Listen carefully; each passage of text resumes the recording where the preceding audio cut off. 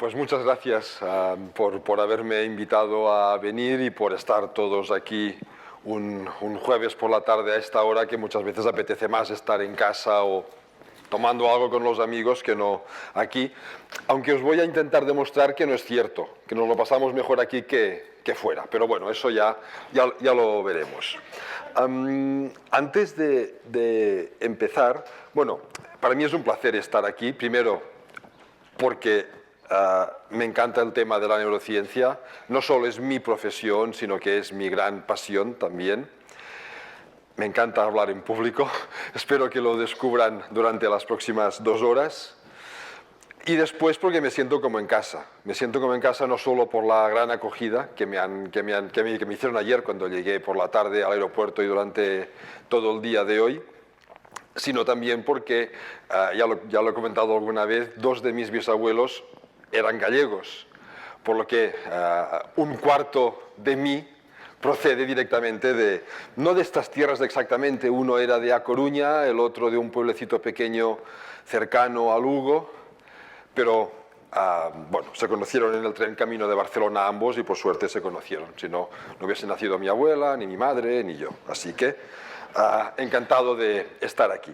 Antes de empezar, me gusta siempre hacer un par de apuntes pequeños. Me siento, si no les importa, que si no 2 horas van a ser muy largas. Me gusta hacer un par de apuntes.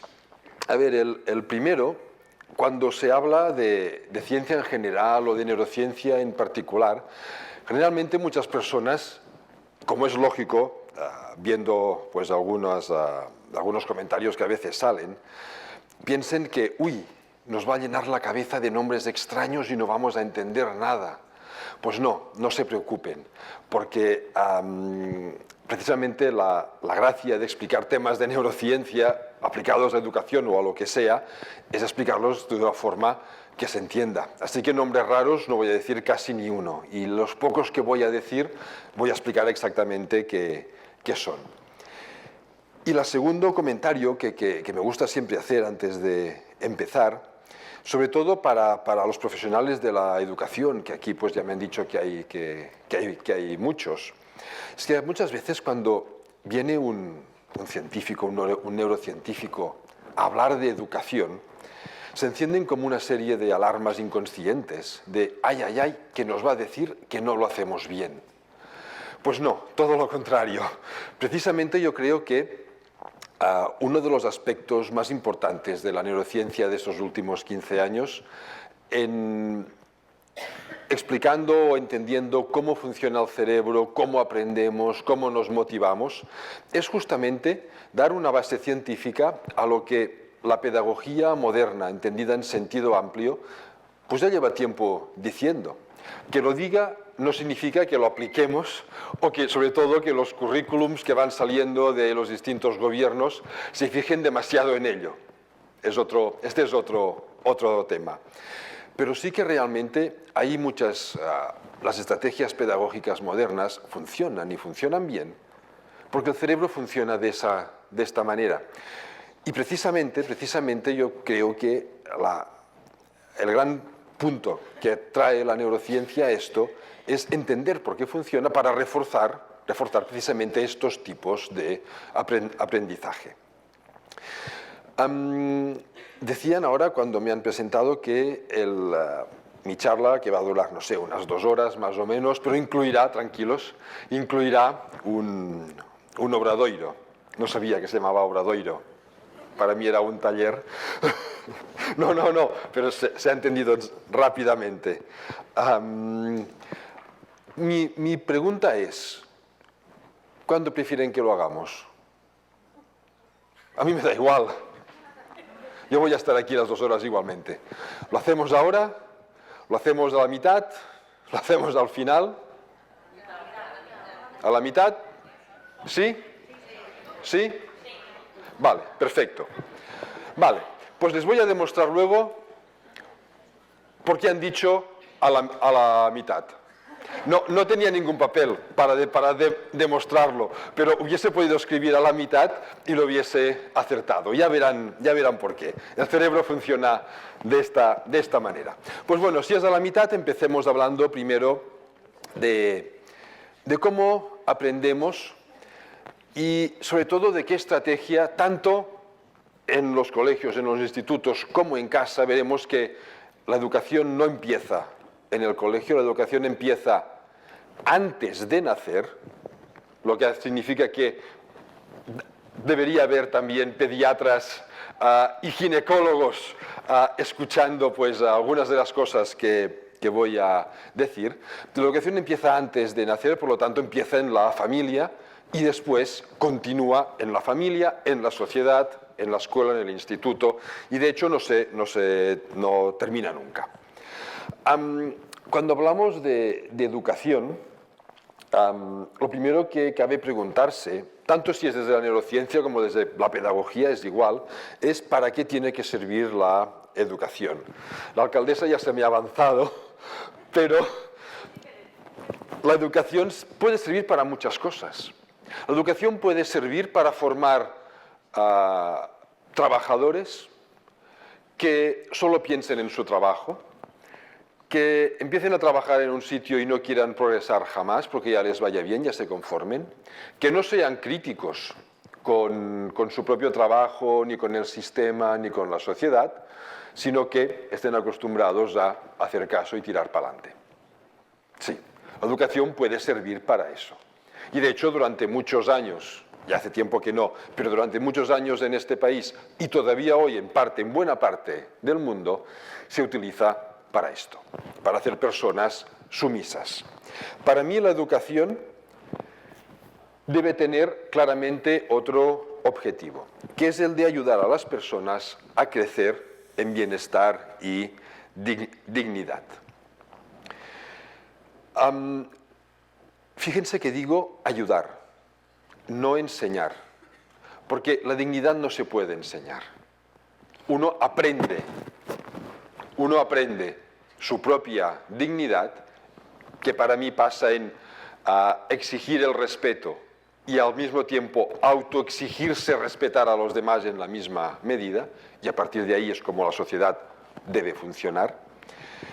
No se puede enseñar, hay que aprenderlo. Por lo tanto, yo creo que la educación debe ayudar, debe fomentar un espacio donde cada persona pueda crecer a su ritmo y descubrir qué significa para ella su dignidad y encajarla con la dignidad de los demás.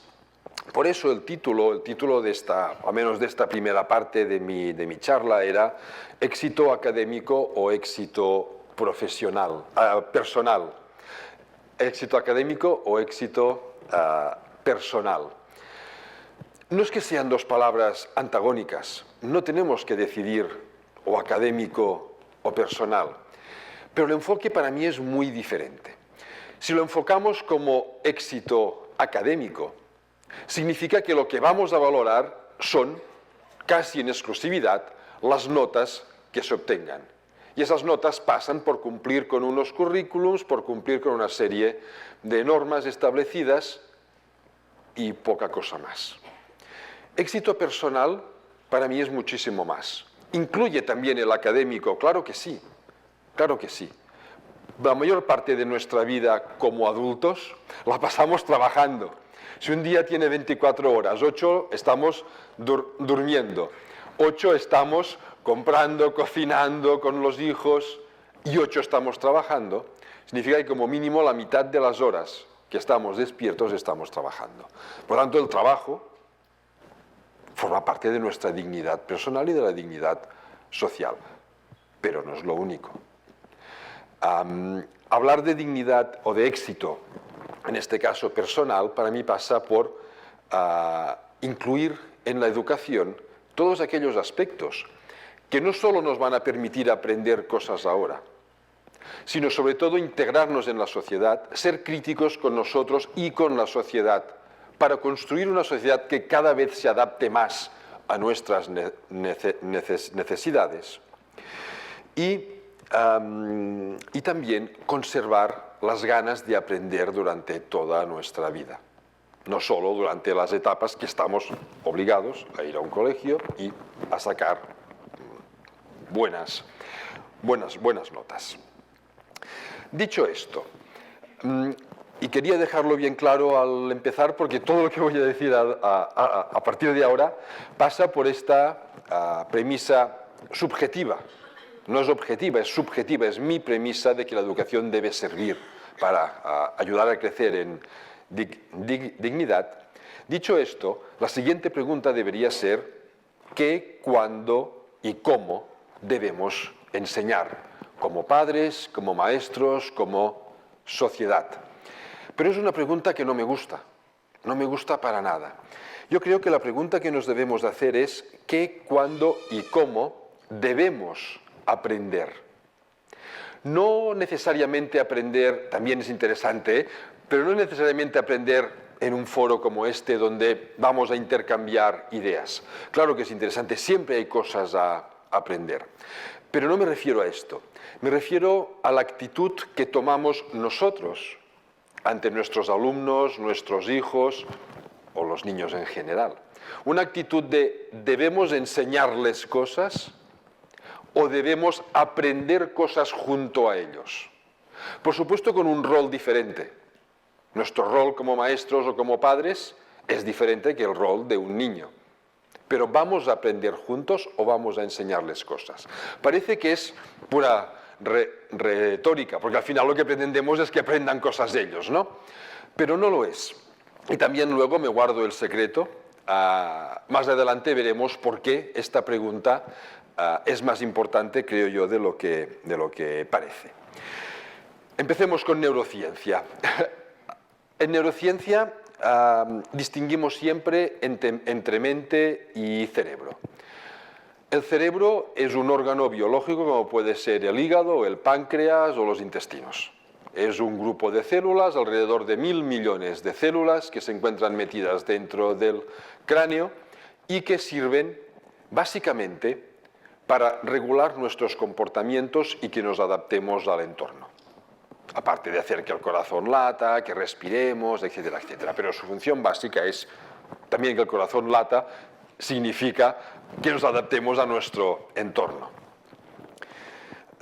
Es un órgano, pues bueno, tiene más o menos el tamaño de un coco. No sé si han visto nunca un cerebro humano, no es fácil verlos, porque están encerrados dentro de un cráneo. Yo tampoco he visto nunca ninguno de verdad. De los de verdad, de modelos de plástico sí. Pero bueno, tiene el tamaño de un coco, tiene la forma de una nuez con arruguitas. Los americanos les gusta decir que tiene forma de coliflor. Yo no se la he visto nunca la forma de coliflor, para mí tiene forma de nuez. Tiene la textura de la mantequilla fría y si lo abres por la mitad poca cosa ves, es de un color blanquinoso, ¿vale? El cerebro es un órgano biológico, pero de su funcionamiento surge la mente. La mente es este conjunto de facultades intelectuales y funciones psíquicas de las personas. Lo que vemos cuando interaccionamos con otra persona, lo que vemos cuando hablamos con nuestros hijos o cuando hablamos con nuestros alumnos, es su mente o parte de su mente, lo que nos muestran de su mente. El cerebro no. Todo el trabajo que se ha hecho hasta ahora en educación, en pedagogía, se ha centrado siempre en el estudio de la mente, que es lo que se ve. Y la neurociencia lo que permite ahora es estudiar el origen de esta mente, el cerebro, el funcionamiento del cerebro. ¿Por qué podemos estudiar el cerebro ahora? La mayor parte de avances significativos en neurociencia cognitiva se han hecho en los últimos 15 años, más o menos, por un motivo. Y es que hace unos 20 años se descubrieron técnicas no invasivas que permiten seguir la actividad de zonas muy pequeñas del cerebro a medida que realizamos cualquier actividad. Hasta esa época todas las técnicas eran invasivas, lo que significa que o bien se tenía que abrir el cráneo y poner unos electrodos para medir flujos eléctricos, y esto implicaba, pues bueno, trabajar con modelos animales, básicamente ratas y algunos primates como macacos y chimpancés, Actualmente está prohibido cualquier tipo de estos experimentos en primates, porque son especies sensibles que merecen una protección especial. Por suerte ya hace años que no se trabaja con ellos. Pero en el caso tanto de ratones o de ratas como de primates, es que permitían estudiar muy bien, por ejemplo, qué se activa en el cerebro cuando movemos un brazo, o cuando vemos comida, o cuando estamos comiendo, o cuando saltamos. Vale. Y el cerebro funciona prácticamente igual en un primate que en nosotros en todos estos aspectos. Lo que no permitían valorar es, por ejemplo, cómo funciona el cerebro cuando recordamos el pasado. Porque los primates no recuerdan su pasado. No lo recuerdan conscientemente. No son capaces de evocar a conciencia qué hicieron ayer. Nosotros sí. Y aquí ya pues hay una gran diferencia. O no son capaces de planificar su futuro, de imaginar su futuro. Nosotros sí. Y precisamente son estas las características más elaboradas del funcionamiento de nuestro cerebro y por lo tanto las más interesantes de conocer. Se usaban, eso sí, pacientes que estaban siendo operados del cerebro, por tanto ya tenían el cráneo abierto, con su consentimiento, a media operación se les despertaba, se conectaban los electrodos y se les hacían preguntas y se medía su actividad cerebral. Que nadie sufra, no les hacía ningún daño, ninguno, porque el cerebro no tiene terminaciones nerviosas del dolor. Tú puedes manipular el cerebro en vivo que no notas absolutamente nada, ¿vale? El problema es que si estaban siendo operados, generalmente por algún tumor, es que su cerebro ya no funcionaba de forma óptima. Y había algún problema, por lo que las redes neurales que se iban viendo generalmente estaban muy distorsionadas por la patología que sufrían. Ahora lo que se hace es se pone una especie como de casquete que tiene, es como un gorro de estos que te obligan a llevar en las piscinas de natación para que no vayan cayendo cabellos. Pues es un gorro de estos con una serie de sensores que miden cambios en el flujo sanguíneo del cerebro. Básicamente porque cuando una zona del cerebro está activa, para estar activa necesita más energía, más glucosa y más oxígeno. Por lo tanto, viendo cómo cambia la distribución de sangre dentro del cerebro, podemos saber en regiones muy pequeñas, cada vez más pequeñas, cómo se van activando las unas a las otras cuando hacemos cualquier actividad. Incluso cuando aprendemos por obligación o cuando aprendemos con motivación, que es radicalmente diferente. O cuando aprendemos por miedo o aprendemos con placer, ¿vale? Y se puede hacer tanto en adultos como en niños porque no significa absolutamente ninguna invasión a los tejidos biológicos y todos sanos, que es lo óptimo para ver cómo funciona un cerebro sano. Vale, si alguna vez hojean algún libro sobre cómo se forma el cerebro, probablemente verán una especie de esquema como este. Muy brevemente, en la especie humana, el cerebro, no sé si ¿se ve una flecha? Vale. Pues el cerebro se empieza a formar, bueno, el cerebro no, lo que va a ser el cerebro se empieza a formar 3 semanas después de la fecundación en la especie humana. No es un cerebro, es sencillamente un grupito de células, estas que están aquí en gris, un grupito de células que hasta ese momento formaban parte de la piel del embrión. Es fantástico, el cerebro y la piel tienen el mismo origen embrionario, ¿vale? Pues este grupo de células empieza a cambiar de forma y por eso sabemos que se convertirán en el futuro en un cerebro. Este grupito de células se pliega, bueno, ahí. Este grupito de células se llama la placa neural porque es una placa y va a dar pues toda la zona neural de nuestro cuerpo. Se pliega, forma un surco que de forma poco imaginativa se llama surco neural. Se cierra por la parte de arriba y se independiza por primera vez de la piel un tubo que se llama tubo neural. He dicho que diría algunas palabras raras, estas no cuentan como raras. Y este tubo, por la parte de adelante, se empieza a hinchar como si fuese un globo y es donde se formará el cerebro. Y la parte posterior, Se mantiene como un tubo y formará la médula espinal. No se hincha con aire, sino que se hincha con un líquido que se llama líquido cerebroespinal embrionario.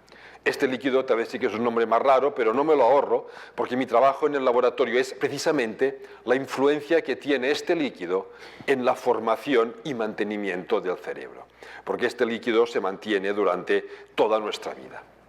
Esta gran cavidad hinchada se va rellenando con capas y más capas de células, de forma que al final quedan unas pequeñísimas cavidades llenas de líquido dentro, pero quedan toda nuestra vida, y muchísimas neuronas rellenando esto hasta tener un cerebro adulto. Visto de esta manera y tal como lo he dicho hasta tener un cerebro adulto, parece que cuando llegamos pues, a cierta edad el cerebro ya queda como queda, ya así está. Pues no, nada más lejos de la realidad. El cerebro humano es un órgano que está constantemente en construcción y en reconstrucción. No porque se formen células nuevas. Los primeros años de vida sí, todavía se van formando células nuevas. El cerebro cuando nacemos pesa algo menos de la mitad del que pesará cuando seamos adultos. Por lo tanto, hay que añadir células ahí. Pero son los primeros años de vida. Después no aparecen células nuevas, sino que lo que cambia son las conexiones entre las neuronas. Y estas conexiones se van haciendo y rehaciendo constantemente por interacción con el ambiente. Y la educación forma una parte importante del ambiente de nuestros jóvenes y de nuestros niños. Precisamente si somos capaces de aprender cosas nuevas durante toda nuestra vida, es porque estas conexiones se pueden hacer siempre. Los aprendizajes, cualquier cosa que aprendemos, cualquier cosa que memoricemos, no reside en una zona concreta del cerebro. Yo no recuerdo el nombre de mis familiares de aquí y el de mis amigos de allá y el nombre de los genes que trabajo con mis alumnos aquí. No. Todos los recuerdos, toda la memoria, todos los aprendizajes se basan no en zonas concretas, sino en la activación de patrones de conexión entre neuronas diferentes. Cada recuerdo o cada conjunto de recuerdos tiene un patrón de activación determinado. Y aprender no es nada más que conectar las neuronas de determinada manera para que cuando evoquemos ese recuerdo se puedan volver a conectar y nos venga a la memoria eso que queremos aplicar, recordar, lo que sea. ¿Vale? Por eso aprendemos cosas toda nuestra vida, porque podemos hacer conexiones nuevas toda nuestra vida. Los otros primates, como los chimpancés, también aprenden cosas nuevas. De hecho, todos los mamíferos aprenden cosas nuevas mientras son infantiles. Cuando llegan a la etapa de ser subadultos, ellos no pasan adolescencia como nosotros, cuando llegan a la etapa de subadultos, esta capacidad de hacer conexiones nuevas se detiene para siempre. Y ya no pueden aprender cosas nuevas. Nosotros sí. De hecho, se considera que el cerebro humano conserva características infantiles comparado con el resto de los otros primates. Es como si fuésemos un adulto con cerebro de niño toda nuestra vida. Lo que sí es cierto es que la capacidad para hacer y rehacer estas conexiones va disminuyendo con la edad. Es máxima a los primeros años, disminuye un poquito durante la adolescencia, sobre todo disminuye a partir de los 21 años y cada vez tenemos menos, pero tenemos siempre. Pero esto explica por qué los niños pueden aprender tantas cosas y los adolescentes pueden aprender tantísimas cosas y los adultos, pues bueno, nos cuesta más, ¿vale? Que se vayan haciendo conexiones, haciendo y rehaciendo conexiones toda nuestra vida, no implica que todo el cerebro esté constantemente capacitado para hacer estas conexiones. De hecho, tenemos unos programas genéticos, el cerebro se forma en respuesta a unos programas genéticos que abren como unas ventanas, lo llamamos así, ventanas de desarrollo, en las que estimulan, los programas genéticos estimulan determinadas zonas del cerebro a conectarse y las otras no, quedan al margen, ¿vale? Estimulan, no hacen que se conecten obligatoriamente, ahí es donde interviene el ambiente, la educación, las experiencias de nuestra vida, es lo que determina qué dos neuronas concretas se van a conectar, ¿vale? Voy a hablar de las tres ventanas. Hay tres ventanas principales, muy rápidamente. La primera ventana se abre cuando nacemos, de hecho un poco antes, de hecho el último mes de etapa fetal, los fetos ya reaccionan al exterior. Claro, los hombres lo tenemos más difícil, pero quien haya estado embarazada, sabrá que el último mes de embarazo, bueno, el feto generalmente no se está demasiado quieto y empieza a moverse. Y muchas veces responde al exterior. Cuando andamos está más quieto, cuando estamos sentados se mueve un poco más. Incluso hay experiencias, si alguien todavía o quiere tener más hijos o sencillamente va a tener otro más para probar este experimento que les voy a proponer ahora. Es muy sencillo. El experimento es sencillo, ¿vale? El resto, bueno, pues dura toda la vida, ¿no? Tener un hijo. Pero es muy simple. Básicamente, cuando empieza a sacar, no sabemos muy bien qué, esos bultos que salen de la barriga, que suele ser el codo, la mano, el pie, sencillamente pellizquémoselos delicadamente, ¿vale? Para que note que fuera hay algo que lo está cogiendo. Notarán que rápidamente lo esconde y al cabo de un momento lo vuelve a sacar exactamente por el mismo punto, para ver si otra vez nota algo que le pellizca desde fuera. ¿Vale?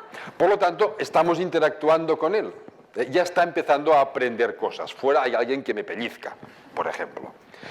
Bueno, esto cuesta mucho más de analizar porque todavía están dentro del útero materno. Por lo tanto, la primera ventana se suele decir que empieza a los 0 años. Entre los 0 y los 3 años se empiezan a desarrollar, se abre una ventana en que se hacen conexiones entre las áreas de la corteza del cerebro, es la parte más externa del cerebro, muchísimas conexiones entre neuronas que están cercanas las unas a las otras, pero de forma completamente indiscriminada. La corteza del cerebro se llama corteza porque hasta finales del siglo XIX se pensaba que solo servía para proteger el resto del cerebro. Pues no. En la corteza es donde se gestionan los procesos más elaborados de nuestra vida mental. El raciocinio, la toma de decisiones, el lenguaje, la empatía, lo que se llama el control ejecutivo, que es poner todo el resto en orden. Todo esto se gestiona en la corteza del cerebro, que es la parte que más ha crecido con mucha diferencia en nuestra especie respecto a los demás primates y al resto de animales. Pues bien, ¿para qué sirven estas conexiones entre las distintas neuronas de la corteza? No es nada más que una absorción indiscriminada del ambiente que hay en el exterior para adaptar el comportamiento futuro, no presente, futuro de esa niña o de ese niño al ambiente donde vive. Es una forma de adaptación. Y eso pasa antes de ir a la escuela, eso pasa en casa, en la familia, en la sociedad. ¿Vale? Cuando llegan a la escuela esto ya está hecho, ese trabajo, y no se puede tirar para atrás, cuesta mucho deshacer conexiones. Hacerlas es muy fácil, estamos programados para hacer conexiones, pero no tanto para deshacerlas. ¿Vale? Hay algunos experimentos, no tengo aquí la foto, hay algunos experimentos en los que se ve que niños que en esta edad han crecido en ambientes proclives a la violencia, sea familiar, sea social, sea estructural, en países con conflictos bélicos, el tipo de conexiones que se forman en algunas zonas de la corteza es ligeramente diferente, no es radicalmente diferente, pero sí significativamente diferente a un niño o una niña que se han criado en un ambiente de relativa estabilidad. Y sobre todo afecta a la zona de control ejecutivo, lo que hace que de adultos sean mucho más impulsivos, les cueste mucho más controlar su impulsividad y no se puede tirar atrás, se puede reconducir pero no deshacer, que es diferente, ¿vale? Esto es puramente adaptativo, el cerebro nos condiciona, ya lo he dicho antes, nos sirve para adaptarnos al ambiente, un ambiente de violencia, una persona que ha nacido en ese ambiente y que se supone que vivirá toda su vida en ese ambiente, ahora nos podemos mover, tenemos sociedades que nos permiten ir de un sitio a otro. arreglar injusticias sociales, o al menos intentar ponerles remedio. Pero como especie animal, donde nacías morías, con el mismo grupo social que nacías morías, y no te movías mucho de tu sitio como especie, como Homo sapiens. Bueno, eso lo que permite es adaptarte a este entorno. En un entorno con violencia hay dos formas de sobrevivir, o huyendo o luchando y siendo más bestia que los demás. Y ni una cosa ni la otra necesitan del raciocinio, al revés, es perjudicial. Si ante una amenaza yo empiezo a pensar, ¿qué hago? ¿Huyo o me enfrento a él? Y ya he recibido y ya está, se ha acabado todo, ¿vale? Tengo que ser impulsivo, ¿vale? En cambio, un ambiente de relativa estabilidad, justamente lo que premia socialmente es tomar decisiones meditadas, ¿vale? Y todo esto, repito, se gesta estos 3 primeros años.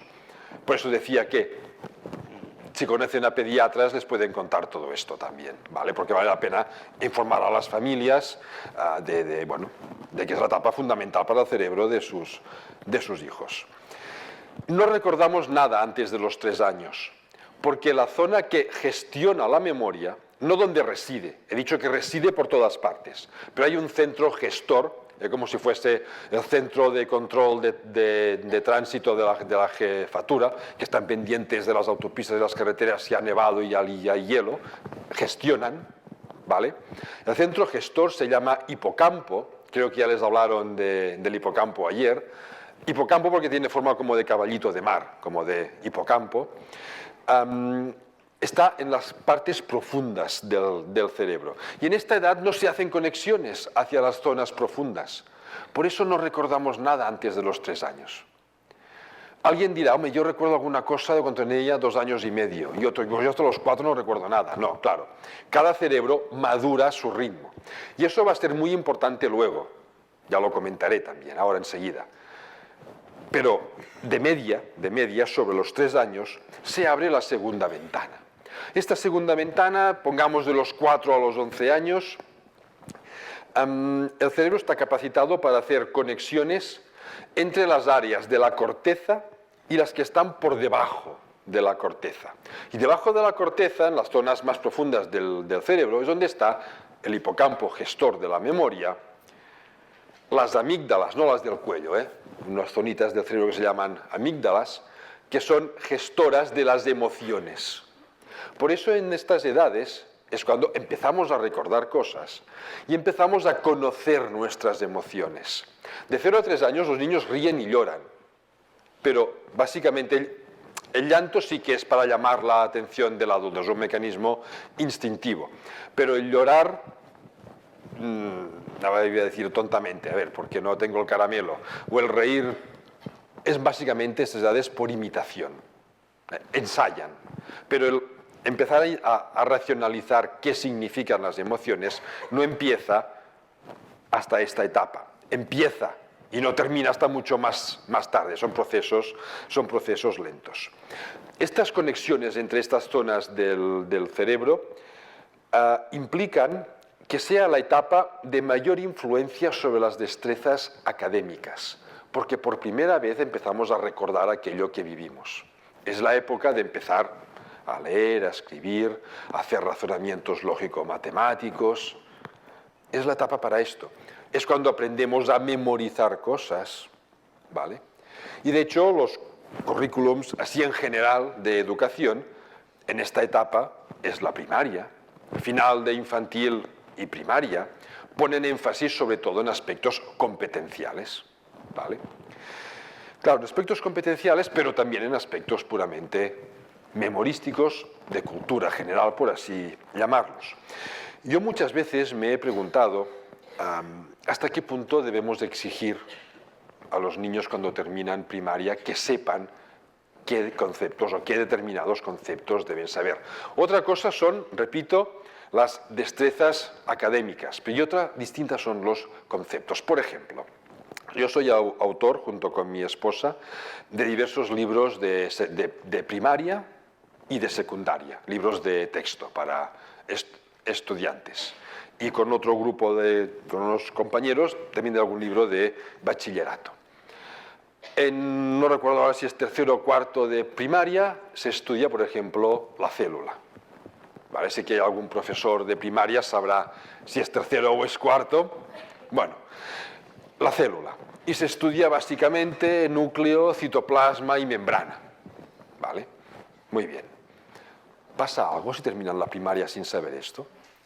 Porque en secundaria, cuando entren el primero de eso, lo volverán a ver. Entonces verán núcleo, citoplasma, membrana y ribosomas o mitocondrias.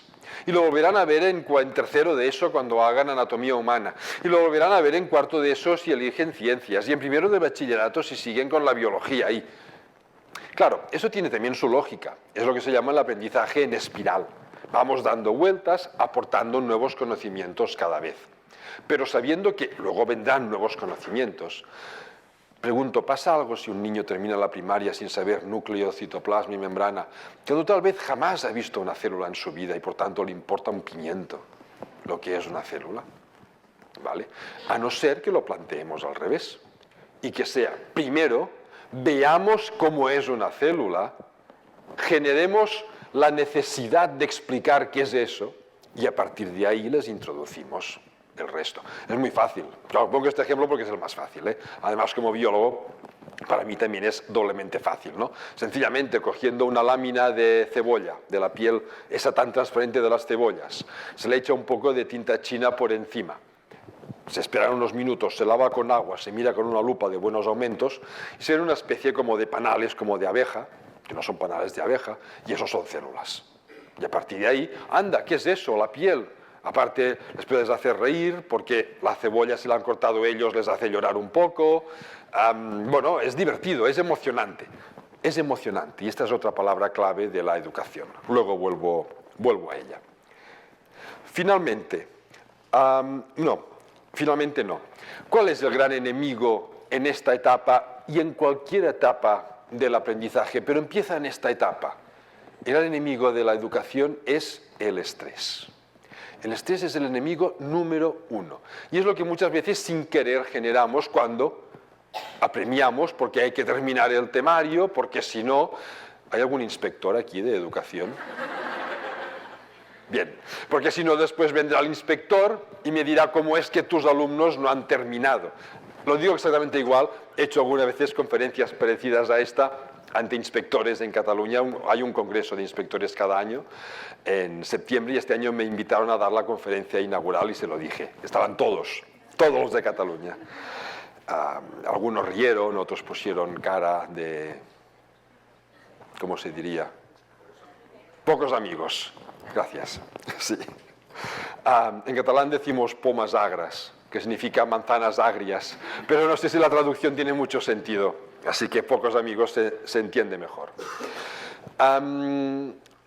El estrés infantil es un problema y está detrás de muchos casos de lo que se llama fracaso escolar, porque intentando favorecer las destrezas académicas, volvamos al título de la conferencia, éxito académico o personal, nos olvidamos de que el éxito personal no pasa, ni el académico tampoco, no pasan por el estrés. El estrés no es malo por sí. A ver, el estrés no es nada más que una reacción fisiológica de nuestro cuerpo y de nuestra mente, de nuestro cerebro, ante una situación que percibimos como una amenaza. El cuerpo se activa, va más energía a los músculos, el cerebro se activa, pone atención en ese problema para intentar solucionarlo. Es una herramienta de supervivencia cuando es puntual. El problema es el estrés crónico, porque el estrés crónico mantiene estos niveles de actividad de forma crónica. Y eso lo que hace es que no permite que las conexiones entre neuronas se formen de manera correcta. Básicamente, como el estrés es ante un peligro, la percepción de un peligro, dificultan las conexiones en las zonas de toma de decisión y de control ejecutivo, porque ante un peligro hay que ser impulsivo. El cerebro lo interpreta de esta manera, ¿vale? Por lo tanto, hay que rehuir siempre el estrés crónico. Es complicado. Con los hijos a veces ya lo es, con los alumnos 1000 veces más, porque tienes un grupo de 20, 25 alumnos y cada persona tiene su propio nivel de estrés. En parte es genético. Nacemos con más o menos capacidad para gestionar nuestro estrés y en parte también es por aprendizaje. Hay que aprender a gestionar el estrés. Hay alumnos que puedes hacerles lo que quieras, presionarles y no se estresan jamás. Son esos que decimos que parece que tengan sangre de horchata. Tranquilos, no se van a estresar. Hay alumnos que solo con que te los mires de reojo ya se tensan porque ¡ay, qué me va a decir! Claro, ¿qué hacer? Pues bueno, enseñarles a gestionar el estrés, que descubran que porque te los mires de reojo no pasa nada. Y la inmensa mayoría que se estresan en función de cómo les presionemos nosotros. ¿Vale? Bueno, estos son nada, 2 cortes de cerebro. Esto es un experimento que hicimos en el laboratorio. Es cerebro embrionario de rata, de feto de rata, de una madre. ¿Ven el que está, sí, a su izquierda?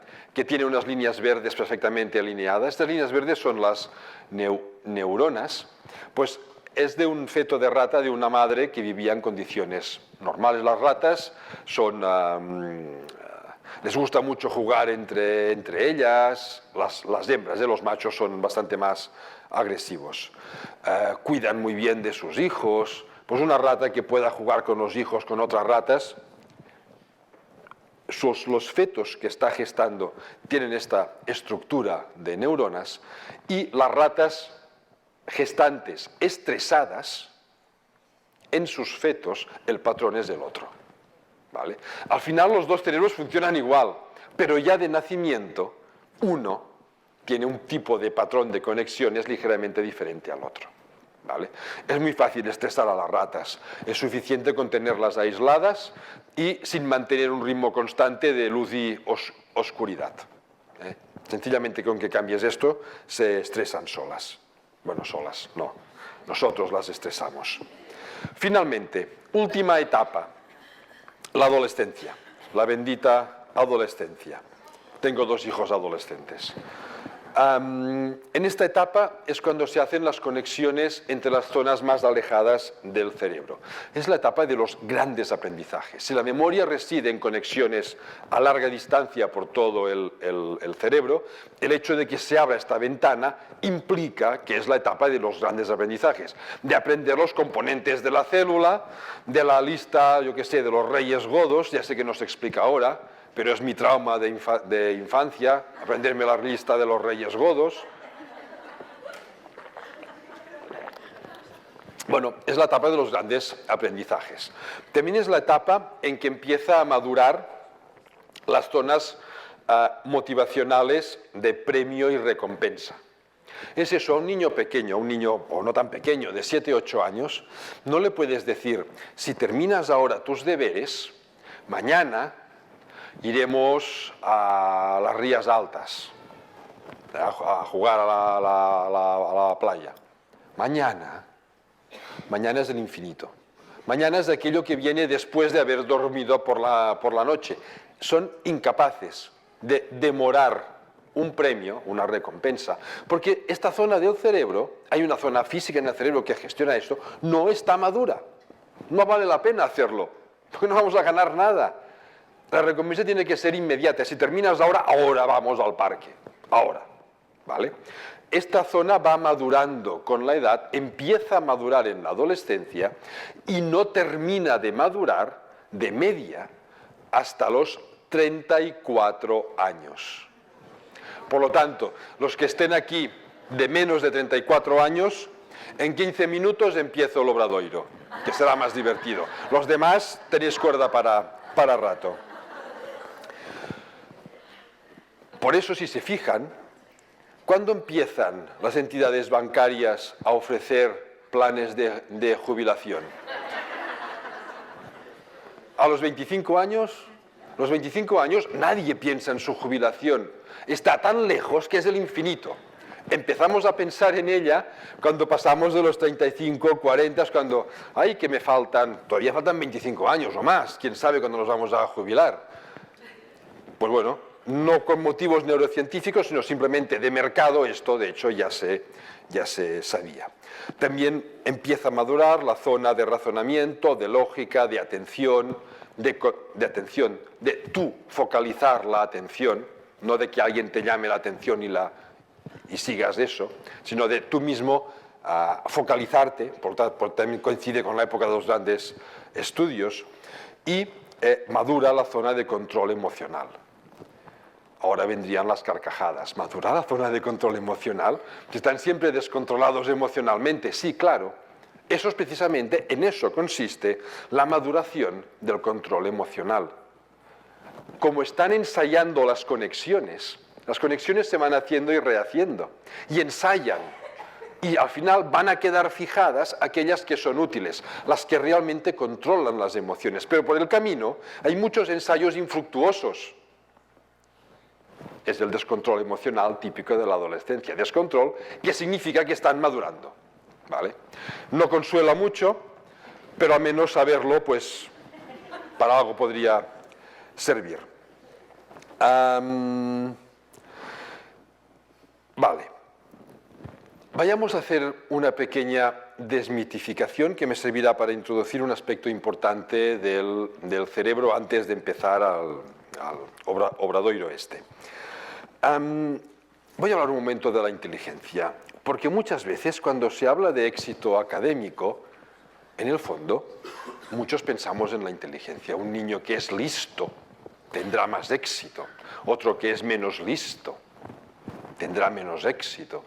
¿Qué significa esto de ser listo o de no ser listo, de ser inteligente o de no serlo tanto?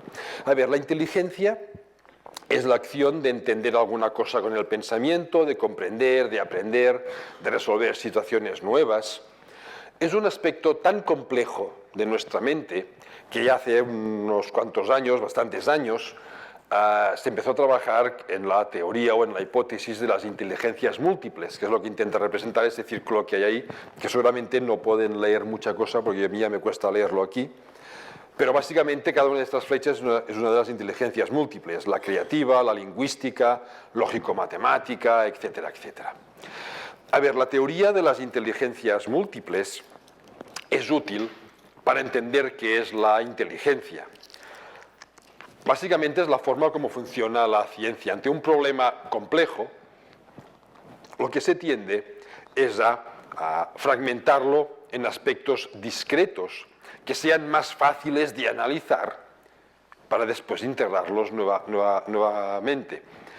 La inteligencia, a pesar de que sí podamos con determinados tests diferenciar la interpersonal, la físico-cinestésica, la que sea, funciona como un todo. Cuando yo estoy hablando ahora, estoy utilizando la inteligencia lingüística, pero también al mismo tiempo estoy utilizando la interpersonal, estoy utilizando la creativa. El lenguaje es siempre creativo, luego hablaremos un poco también de creatividad. El lenguaje es siempre creativo. Estoy utilizando, no sé, la lógico-matemática, controlo el tiempo, ¿vale? Para no pasarme y no quedarme demasiado corto, no sé, ¿vale? Van siempre juntas, van siempre juntas. Por lo tanto, va bien para entender qué es la inteligencia, pero pensemos que va toda junta. Y eso le podemos sacar un gran provecho en la educación. No sé si recuerdan una película, o si han visto una película antigua ya, que no me acordaré del nombre. ¿Cómo se llamaba? Rebelión en las aulas. Fue el título en castellano, que iba de un profesor, Sidney Poitier, era el actor que lo encarnaba, que un ingeniero que empezó a trabajar en una escuela de la periferia de Londres con chicos y chicas muy problemáticos. Hay una escena en la que se los ve corriendo por la playa al mismo tiempo que van aprendiendo cosas de matemáticas o de no sé qué. Bueno, estamos trabajando la inteligencia físico-cinestésica, estamos haciendo deporte, al mismo tiempo que trabajamos la lógico-matemática. ¿Por qué no? Y, por supuesto, la interpersonal, porque lo hacemos en grupo, ¿vale? ¿por qué no? De hecho, cuantas más zonas del cerebro activemos simultáneamente durante el aprendizaje, más bien nos quedarán esos aprendizajes implantados en el cerebro. Por lo tanto, ¿por qué no salir a enseñar ciencias al patio de la escuela? ¿Por qué hacerlo en un aula? ¿Por qué enseñar una diapositiva, una imagen de un árbol si tienes un árbol mirando por la ventana? ¿Por qué no aprovechar la clase de deporte para medir el campo de deporte y después trabajarlo en clase de aritmética? ¿Por qué no utilizar, yo qué sé, una poesía? Yo utilizo poesías para empezar algunas clases en la universidad, hay poesías científicas. Bueno, pues estimulo un tipo de inteligencia para utilizar después, a continuación, lo que yo quiero, pero ya he activado más del cerebro de esas personas, ¿no? Bueno, la inteligencia tiene un componente genético claro. Se conocen más de 40 genes implicados en la inteligencia. Todos tenemos estos genes, todos. Pero cada uno puede tener distintas variedades o variantes para cada uno de estos genes. Esto se ve muy claro con los grupos sanguíneos. No miren los nombres que son siempre feos de los genes, HMGA2, ADRB2. Yo por supuesto, ni me acuerdo ni pretendo hacerlo. Decía, en los grupos sanguíneos todos tenemos un gen que dice que hemos de tener un grupo sanguíneo. Pero variantes de ese gen hacen que algunos tengamos el grupo sanguíneo A, o el B, o el 0. Pues con estos genes pasa exactamente igual. Hay variantes que favorecen la inteligencia y otros pues, que no la favorecen tanto. ¿Vale? Fijaros que digo favorecen, no determinan. Los grupos sanguíneos determinan. En la inteligencia no. Favorecen más o favorecen menos. Para entender, por lo tanto, ya partimos de base con un sustrato genético diferente, ineludible. Lo heredamos de nuestros padres por azar, punto. Como no se puede hacer nada, no hace falta que nos preocupemos mucho más por esto, ¿no? Para entender qué peso tiene la genética en los caracteres complejos, sobre todo los de comportamiento, los genetistas hemos inventado el concepto de heredabilidad. ¿Qué es la heredabilidad? Es el porcentaje de un carácter cuya variación depende a factores genéticos. Es el peso de la genética, ¿no? En la inteligencia de los adultos, la heredabilidad, el peso genético, es de aproximadamente el 70%. Claro, alguien puede decir, es mucho, poco podemos hacer si el 70% de nuestra inteligencia nos viene dado de fábrica. Veámoslo al revés, hay que mirárselo al revés. Hay un 30% donde sí podemos actuar desde la educación. Y precisamente es el 30% más importante, porque este porcentaje no indica importancia, sino solo peso en una balanza, pero no importancia real, ¿vale? ¿Qué pesa más, un kilo de oro o un kilo de maíz? ¿Y qué tiene más valor? El kilo de oro, ¿vale? Pues eso, exactamente esto.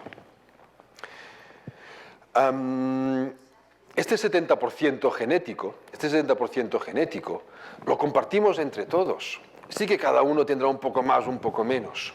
Pero dentro de lo que se considera el intervalo de la normalidad, no sé, de 70, 80 hasta 120 de coeficiente de inteligencia, todos somos capaces de estudiar hasta cierto punto, de trabajar, de sacarnos el carnet de conducir, de comprarnos un piso y pagar una hipoteca, de que nos quiten el piso si no pagamos la hipoteca, ¿vale? ¿Dónde está la diferencia? En ese 30%. En saber aprovechar al máximo lo que los genes nos han dado. Ahí está la gran diferencia, de ahí la importancia de la educación. Y en los niños, la heredabilidad es del 45%. Es mucho menor. Claro, ¿qué significa? ¿Que funcionan menos los genes? ¿Que tienen menos genes? No. Tienen los mismos y funcionan igual. Pero es un porcentaje. Significa que si algún aspecto tiene más peso, para seguir sumando 100, porque es un porcentaje, el otro debe disminuir. Lo que están diciendo que en los niños el factor educativo es mucho más importante que en los adultos. Pero eso ya lo he dicho antes. He dicho que los niños hacen muchas más conexiones que los adultos. Claro, lógico. Por eso, la educación sigue siendo el papel crucial para los adultos. Y esto para hacer personas adultas, ¿no? Y esto tiene relación con la plasticidad neural. Básicamente, ¿en qué consiste la plasticidad neural? Son estas conexiones que se van haciendo y rehaciendo. Cuando una neurona, sus programas genéticos, la impulsan a buscar a quién conectarse, emite una prolongación y busca dentro de la zona permitida. Lo hacen como las hormigas, no cuento la historia de las hormigas porque va pasando el rato, pero busca otra neurona a la que conectarse. Si encuentra otra neurona, se conecta. Si la otra neurona está activa, la conexión se mantiene. Si no está activa, ¿para qué conectarse a algo que no está activo? Remite, se va y se va a buscar otro sitio. ¿Qué significa esto? Que un cerebro estimulado tendrá más conexiones a la larga que un cerebro poco estimulado. ¿Vale? Volvemos al papel de la educación. Estimulado, no sobreestimulado, porque sobreestimular implica estrés. Y ya he hablado antes de los problemas que conlleva el estrés. Es difícil saber cuándo se pasa de la estimulación sana a la sobreestimulación, porque cada uno tiene un nivel diferente. Pero es uno de los aspectos, pienso yo, también importantes para sacar el máximo provecho de la educación. Bueno, imaginemos que está activa y se conecta. Y empiezan a ensayar si esa conexión resulta útil o no. ¿Qué significa que sea útil? Por ejemplo, en los movimientos musculares todos saben que cuando un niño empieza a andar, una niña empieza a andar, primero anda haciendo así y de repente se cae de bruces. Bueno, ahí estaban activas una serie de conexiones que estaban ensayando la utilidad para andar recto sin caerse. Las conexiones que han hecho que se caiga no son útiles y remiten. Las que le permiten andar recto son las que se mantienen y por eso al final todos andamos más o menos rectos y nos caemos pocas veces de bruces. En aspectos físicos creo que es fácil de entender, pero ¿y en un aprendizaje? En recordar alguna cosa, en adquirir algún tipo de procedimiento lingüístico, lógico-matemático. ¿Qué significa que la conexión sea útil? Pues bien, la máxima utilidad que percibe el cerebro es el reconocimiento social. No llevarles al parque, no darles un caramelo, es el reconocimiento social. El hecho de que los demás admiren que eso que está haciendo es útil. Sencillamente esto. De ahí la importancia de trabajar en grupos. Trabajar individualmente, que nadie sepa qué haces, no te da reconocimiento social porque nadie sabe qué haces. Trabajar en grupos implica, aunque sea en el grupo clase, implica que cuando lo haces bien, lo ha hecho bien. Y lo ideal es que todos lo hagan bien, porque los niños no se dan cuenta, sé que se dan cuenta, pero hacen ver que no se dan cuenta, que si yo lo he hecho bien, todos me miran, lo ha hecho bien. Ahora el de al lado, también lo ha hecho bien, lo ha hecho bien. Y el siguiente, como si todos fuésemos únicos. Me he animado demasiado. Como si todos fuésemos únicos, ¿vale? Bueno, ahí está la utilidad en el aprendizaje. De ahí el problema que puede ser, especialmente en público, decirle a una persona esto que has hecho no sirve para nada. Ya sé que los profesores no lo hacemos, a menos muy a menudo, o nunca, ¿vale? Pero hay que tenerlo presente, hay que racionalizarlo. Si la conexión resulta útil, con estos criterios de utilidad se mantiene. Y si además es muy útil, lo que significa que esta necesidad de conexión se mantiene en el tiempo y se va reforzando su utilidad, se hace una sustancia en la zona donde entran en contacto que atrae. Hay un problema con la batería. No tengo yo el cargador.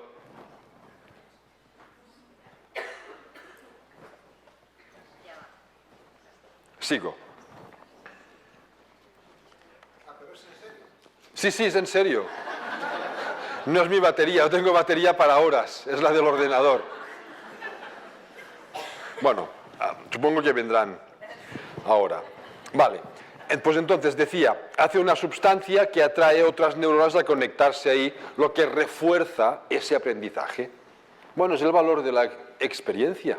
Cuando hablamos del valor de la experiencia, no es nada más que reforzar lo que nos funciona, y cuanto más reforzadas están unas conexiones, con más facilidad la usamos, con más utilidad podemos aplicar esos conocimientos, sean lo que sean. ¿Vale? En definitiva, a mí me gusta compararlo con la papiroflexia. ¿Conocen la papiroflexia? La papiroflexia es a partir de una hoja de papel, ¿vale? La doblamos para hacer, no sé, un luchador de sumo que está aquí, una pajarita, un barco, un dinosaurio, no sé si se ven bien desde lejos, Yoda o Darth Vader, es igual, lo que sea, ¿no? Bien, la hoja de papel es nuestra genética, es lo que nos ha tocado en nuestra suerte, ¿vale? Hay personas que a lo mejor la tienen más grande o más pequeña, más cuadrada o más rectangular, que de un papel de buena calidad que se puede doblar bien, o un papel satinado de esos que los dobleces pues se escapan siempre. Bueno, cada uno tiene lo que tiene. Y la educación que hace es lo que permite, si se hace bien, doblarlo y poder generar la pajarita, el barco. Yo no sé hacer papiroflexia, me pueden dar un papel grande como un lienzo para que haga una pajarita, y será horrorosa, ¿vale? Yo no sé hacerlas. El récord lo tiene un relojero catalán, es récord Guinness, que hizo una pajarita de papel con sus pinzas de relojero a partir de un pedacito que tenía 0,33 por 0,36 milímetros. ¿Vale? Es decir, poquito papel, pero una pajarita preciosa, aprovechando al máximo ese papel. Un papel inmenso y un auténtico churro al final que no va a servir para gran cosa. Por eso os decía, los genes cuentan, sí, pero la educación es lo que hace que los podamos utilizar bien o no. ¿Vale? A mí me gusta, la palabra más o menos me la he inventado yo, lo he llamado cerebroflexia, por comparación con la papiroflexia. Y por si les interesa el tema, ahora viene el sketch publicitario, dentro de 3 semanas, el 7 de marzo, sale publicado este libro, Cerebroflexia, el arte de construir el cerebro, donde salen algunas de las cosas que les estoy contando ahora y otras más, ¿vale? Bueno, veamos otro ejemplo y pasamos al obradoiro, estamos más o menos a media sesión. La creatividad es otro de esos campos que se han magnificado. Cuando empezó la crisis, se dijo que solo saldríamos de la crisis si éramos creativos, que había que aprender a ser creativo, que había que enseñar creatividad en las escuelas, que la creatividad nos viene de serie. Y cuanto más pequeños somos, más creativos somos. La creatividad no se aprende, se trabaja, se perfila, o como mucho, se desaprende menos, porque se va desaprendiendo con la edad. La creatividad no es nada más que cuestionar asunciones, romper límites intelectuales, reconocer patrones ocultos. Es eso que se hace, por ejemplo, en las etapas infantiles, que se ponen 50 botones en una mesa, clasificadlos, las clasificaciones. Una clasificación siempre es creativa. Un botón es esa pieza que sirve para abrocharse una camisa. Si tengo que clasificarlos, significa que tengo que encontrar otros patrones dentro del paradigma botón que me permita separarlos. Puede ser el color, el tamaño, la forma, el número de agujeros, cada uno encontrará su patrón de clasificación. Esto es creatividad. ¿Vale? He visto que aquí había algunos niños pequeños. Si hubiesen tenido una botella como esta, bueno, los que he visto eran muy pequeños para esto, pero un niño de 2 o 3 años, con una botella como esta, ya haría mucho rato que estaría aburridísimo de oírme. De repente esto dejaría de ser una botella, sería un camión, un avión, un cohete. el hecho de otorgar unas propiedades que esto no tiene, para mí es una botella de agua, yo aquí solo veo una botella de agua, esto es creatividad, porque es reconocer otorgar una característica que por sí mismo no tiene, ¿vale? Bueno, estas relaciones entre elementos no vinculados. La creatividad, como decía, es máxima en los niños. Tiene también una base genética, hay personas con más predisposición, no obligación a ser creativas y otras con un poco menos. No podemos hacer nada, nacemos así, pues ya está. El lenguaje es clave para la creatividad, el lenguaje es siempre creativo, porque siempre vamos encadenando las palabras de maneras nuevas para transmitir nuestro mensaje. Yo aquí tengo muchos papeles, la mayoría no sé qué son, estaban ya aquí, y los otros que tengo no tengo escrito lo que voy diciendo, son una impresión de las diapositivas por si me pierdo saber dónde estoy. ¿Vale? Yo voy inventando, no, pero voy construyendo el discurso a medida que voy pensando que toca explicar en cada sitio, ¿no? Esto es, pues, también creatividad. Un ejemplo real de creatividad. Esto le sucedió a mi esposa. Ella es bióloga y maestra, hizo magisterio, que es lo que le gusta, trabaja con niños en este momento de primaria, pero después de magisterio hizo biología porque tenía ganas de aprender más cosas. Antes de tener su plaza en primaria, estuvo un tiempo en educación infantil, época de clasificaciones, y a sus alumnos les hizo clasificar esta lista que hay aquí: lápiz, pantalones, goma, camisa, hoja, zapato. ¿Vale? Debo reconocer que cuando me lo contó, esto hacía pues un montón de años, de ahí salió mi primer trabajo sobre neurociencia y educación, que firmé con ella, por supuesto, y fue mi puerta de entrada pues, a este mundo. Claro, la clasificación que uno espera es lápiz, goma, hoja de papel, pantalones, camisa, zapato. Elementos para dibujar o para escribir y prendas de ropa para vestirse. Todos los alumnos hicieron eso. Felicidades. Recompensa social, todos se sienten importantes, qué bien, todas las conexiones que estaban funcionando para ser creativos encuentran su utilidad y por lo tanto se mantienen y se potencian, ¿vale? Uno de los alumnos hizo... esto está mal, lo he escrito mal. No, no es esta la clasificación que hizo. Bueno, la clasificación que hizo fue pantalones, camisa, hoja de papel. Los pantalones y el lápiz han cambiado de casilla, lo siento. Fueron pantalones, camisa, hoja, lápiz, goma, zapato.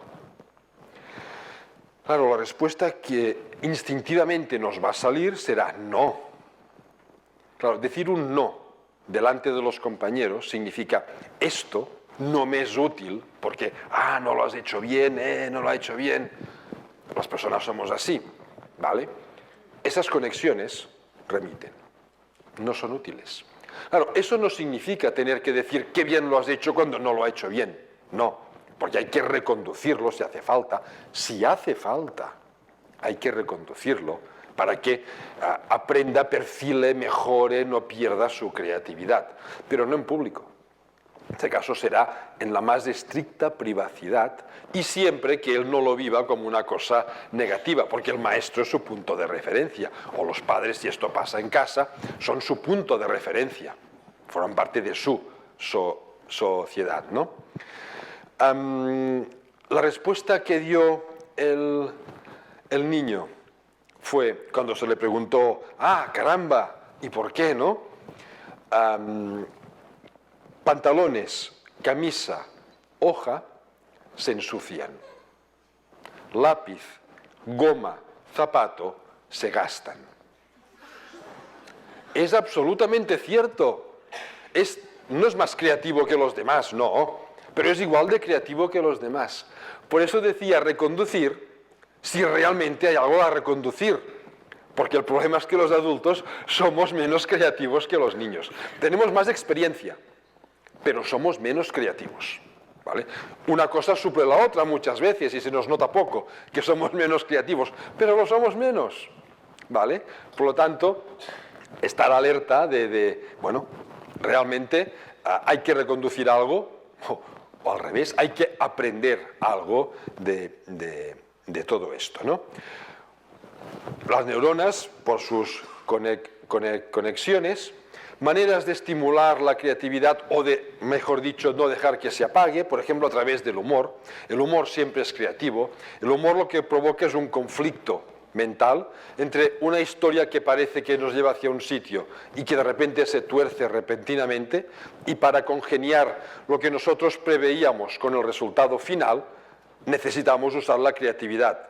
Congeniar dos cosas que parecían inmiscibles, ¿vale? Como que, no sé si lo ven, una gaviota ahogue a una pobre ballena. Claro, aquí hay que saber, por ejemplo, que las ballenas tienen la nariz en el cogote, ¿vale? Por supuesto no puede taponar el agujero, la ballena se iría, ¿no? Pero ahí está la gracia. O en adolescentes, pues este asesino en serie con su máscara, que le encantan los zapatos más cómodos que hay en el mercado, ¿no? Porque son iguales a su máscara. Bueno, he encontrado estos en internet, es igual. A través de las lluvias de ideas, del brainstorming, etcétera, etcétera. Hay muchas técnicas para hacer que la creatividad no se apague tanto. Detengámonos un momento aquí, creo que es un buen momento. Han dicho que preferían, bueno, hacer el Obradoiro este a mitad. Estamos a 5 minutos pasados de la mitad, así que vamos a hacerlo. Les propongo un pequeño experimento, que lo vamos a hacer entre todos. Así que bajo. A ver, yo les voy a repartir, o mejor, se van a repartir ustedes mismos, unas hojas de papel en la que hay unos ojos, solo unos ojos, ¿vale? Pónganse por parejas o por tríos. ¿De qué ríen? Si quieren ponerse 4 también pueden. La idea es que miren atentamente a estos ojos y discutan entre ustedes qué creen que les está aportando esta mirada. ¿Qué significa para ustedes esta mirada? ¿Vale? Voy pasando, bueno, se lo van repartiendo en una hoja por pareja, o por trío, o por cuarteto, es igual. Vale, y voy para allá para repartir más.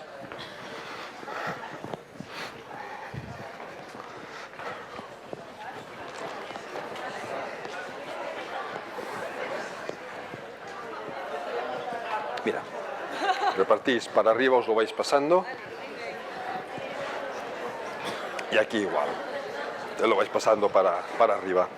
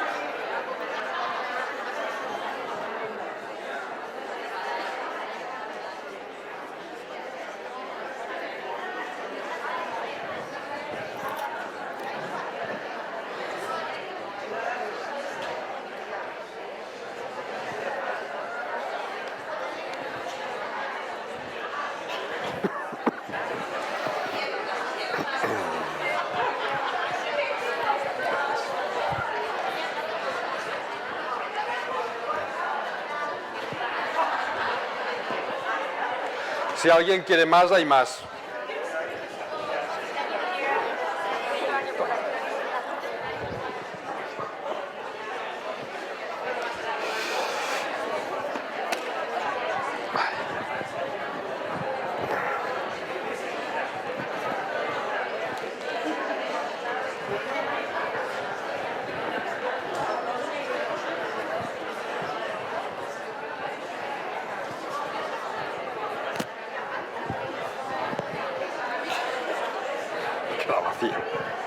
Quedaba ciego con eso.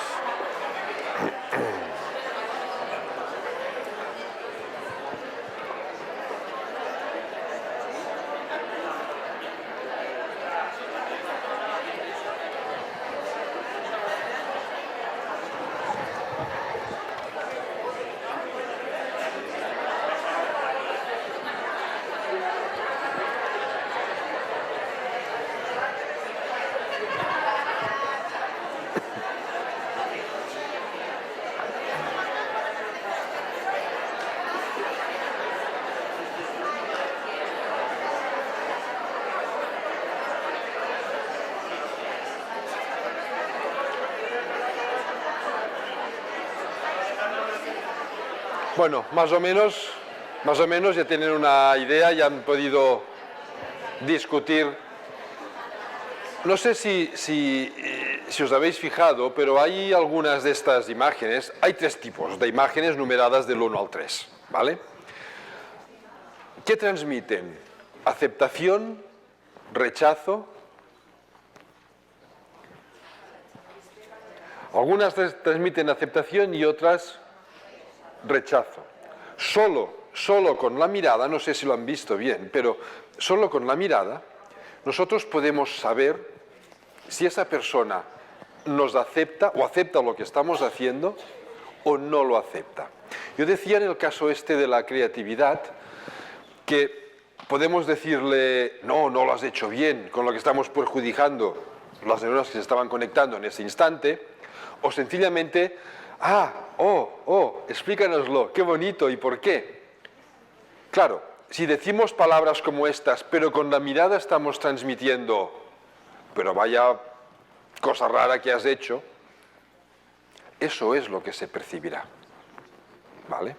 Un poco lo que quería que meditar es esto, es la importancia no solo de las palabras, no solo de las actividades que hacemos, sencillamente de nuestra mirada.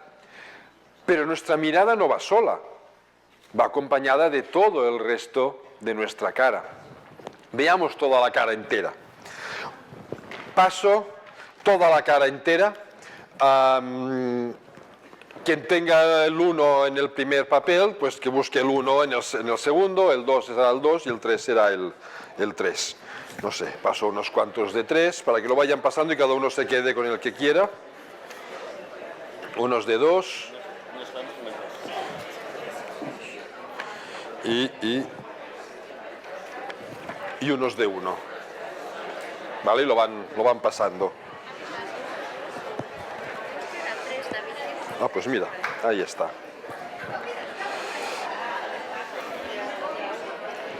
Bueno, toma, mira, lo vas pasando para atrás mejor. Aquí hay 3s. Aquí hay 2s y unos.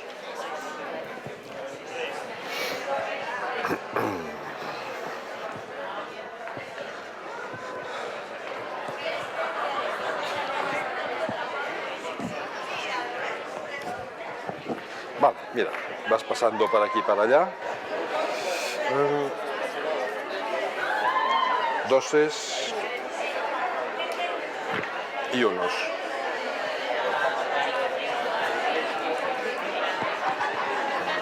Va, y de aquí para atrás o para adelante es igual. 3 es, 2 es y 1.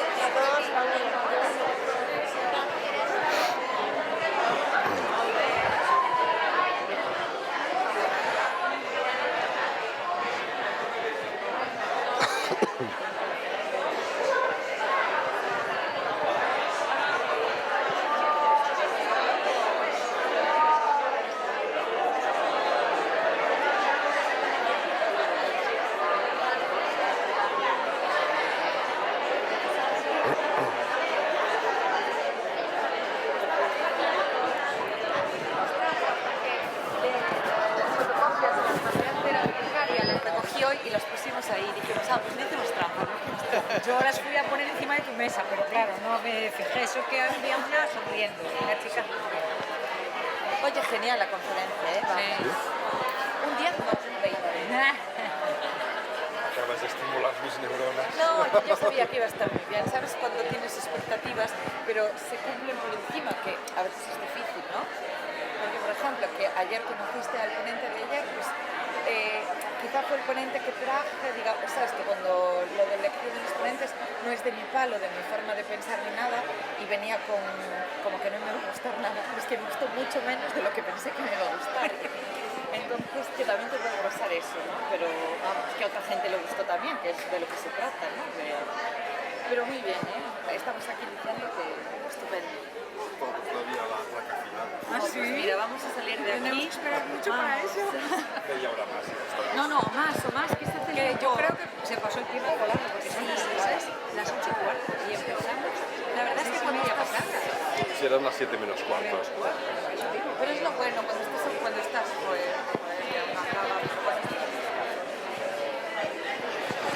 Bueno, a ver si queréis también podéis pasaros ahora las fotos para que el que tenga el 1 vea el 2, el del 2 el 3, ¿vale? Es igual. Lo que sí me gustaría que hicieseis ahora es con vuestro grupo, con vuestro compañero o compañeros de grupo, intentar imitar la cara que os ha tocado o cualquiera de las demás que están aquí. Es igual. Pero lo importante no es imitar la cara, sino autoanalizarse qué sentimos cuando imitamos esa cara, que es muy diferente, ¿vale? No es imitar solo, sino autoanalizarnos qué sentimos cuando imitamos esa cara.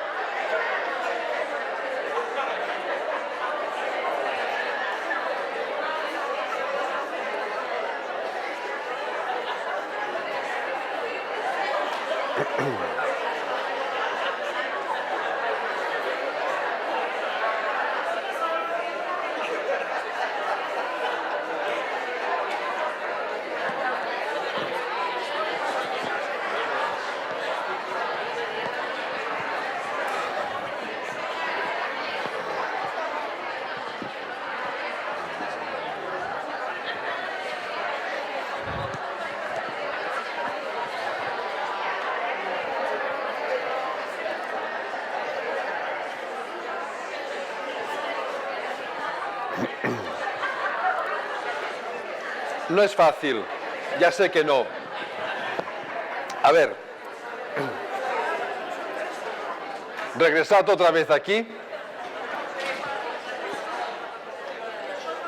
No es fácil porque el cerebro funciona al revés. El cerebro funciona que nosotros sentimos una cosa y nuestra cara refleja lo que sentimos. ¿Vale? El cerebro funciona de esta manera. Lo que yo os estaba pidiendo era justo al revés, que hicieseis una cara a ver qué sentíais al hacer esa cara. De hecho, es una técnica psicológica que se usa para reconducir problemas emocionales. Personas con problemas emocionales, a través de imitar caras que van asociadas a otra emoción más positiva, terminar por aprender a sentir esa otra emoción. No se consigue en 2 minutos, a veces hacen falta años.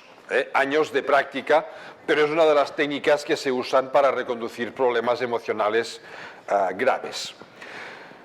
¿Cuál es la importancia de la mirada? A ver, la importancia como padres o como maestros ante nuestros alumnos no es de hacer puntualmente esta cara que está aquí, que no es precisamente de aprobación. No, el problema no es, repito, no es hacerlo puntualmente o hacer esta cara de sonrisa, esta sí se puede hacer siempre, o a veces ponemos esta otra cara, ¿no? También, por supuesto. Hasta se ha asustado el niño cuando la ha visto. El problema no es hacer estas caras puntualmente, el problema es hacerlas repetidamente ante una misma persona, ante un mismo niño, como padres o como maestros, una de estas caras con connotaciones de rechazo. ¿Por qué es tan importante el poder de la mirada? Básicamente, bueno, estas son las imágenes de donde he sacado estas tres caras que habéis visto. Esto es un artículo científico que se publicó hace un par de años, en el que se identificaron las 22 emociones que puede reflejar de media una cara humana.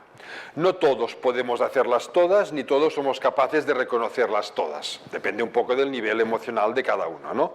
Aquí hay solo 10, habría 22.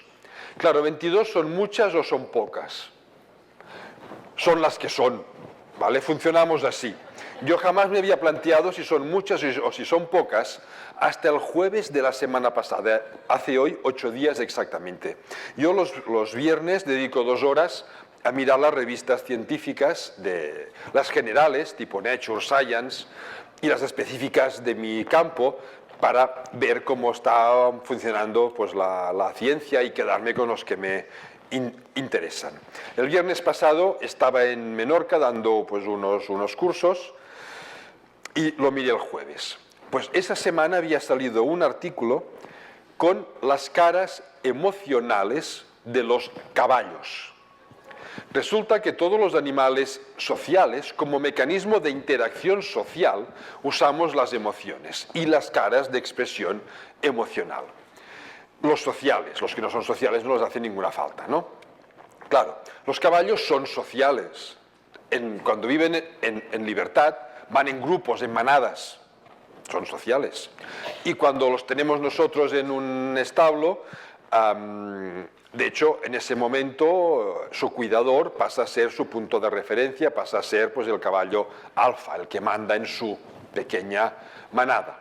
Pues bien, en ese trabajo se vio que los caballos son capaces de hacer 17 caras emocionales. O sea, solo somos 5 caras más que un caballo, básicamente. Bueno, los chimpancés también hacen emociones, por lo tanto, repito, viene ya de nuestro linaje como animal social y como primate.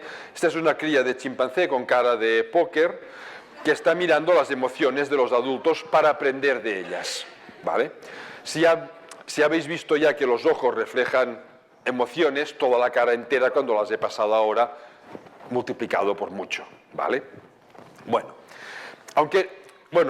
¿cuál de estos chimpancés creen que está sonriendo? ¿El cuarto he oído? No, ese nos está diciendo, estoy enfadado, no te acerques que muerdo. ¿Vale? El que está sonriendo es el segundo, el que hace boca de estar diciendo una O. ¿Vale?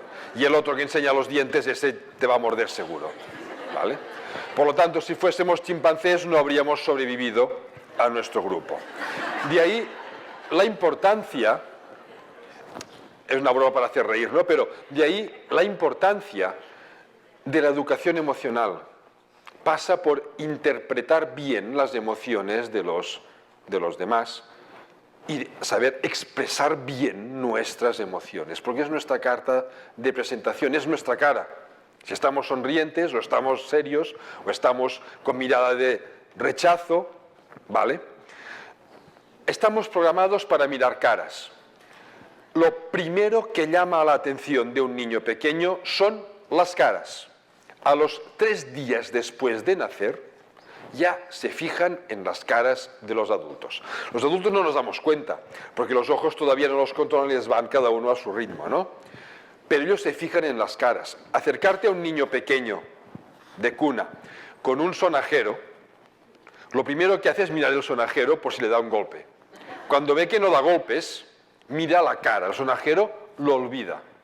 Mira la cara de quien está dándole al sonajero. Si esa cara es sonriente, él sonríe. Y pensamos, el sonajero le hace gracia, ni la más mínima. Imita nuestra cara y aprende con nuestra cara a sentir emociones. ¿Vale? La importancia de los ojos. ¿Y por qué es tan importante la mirada?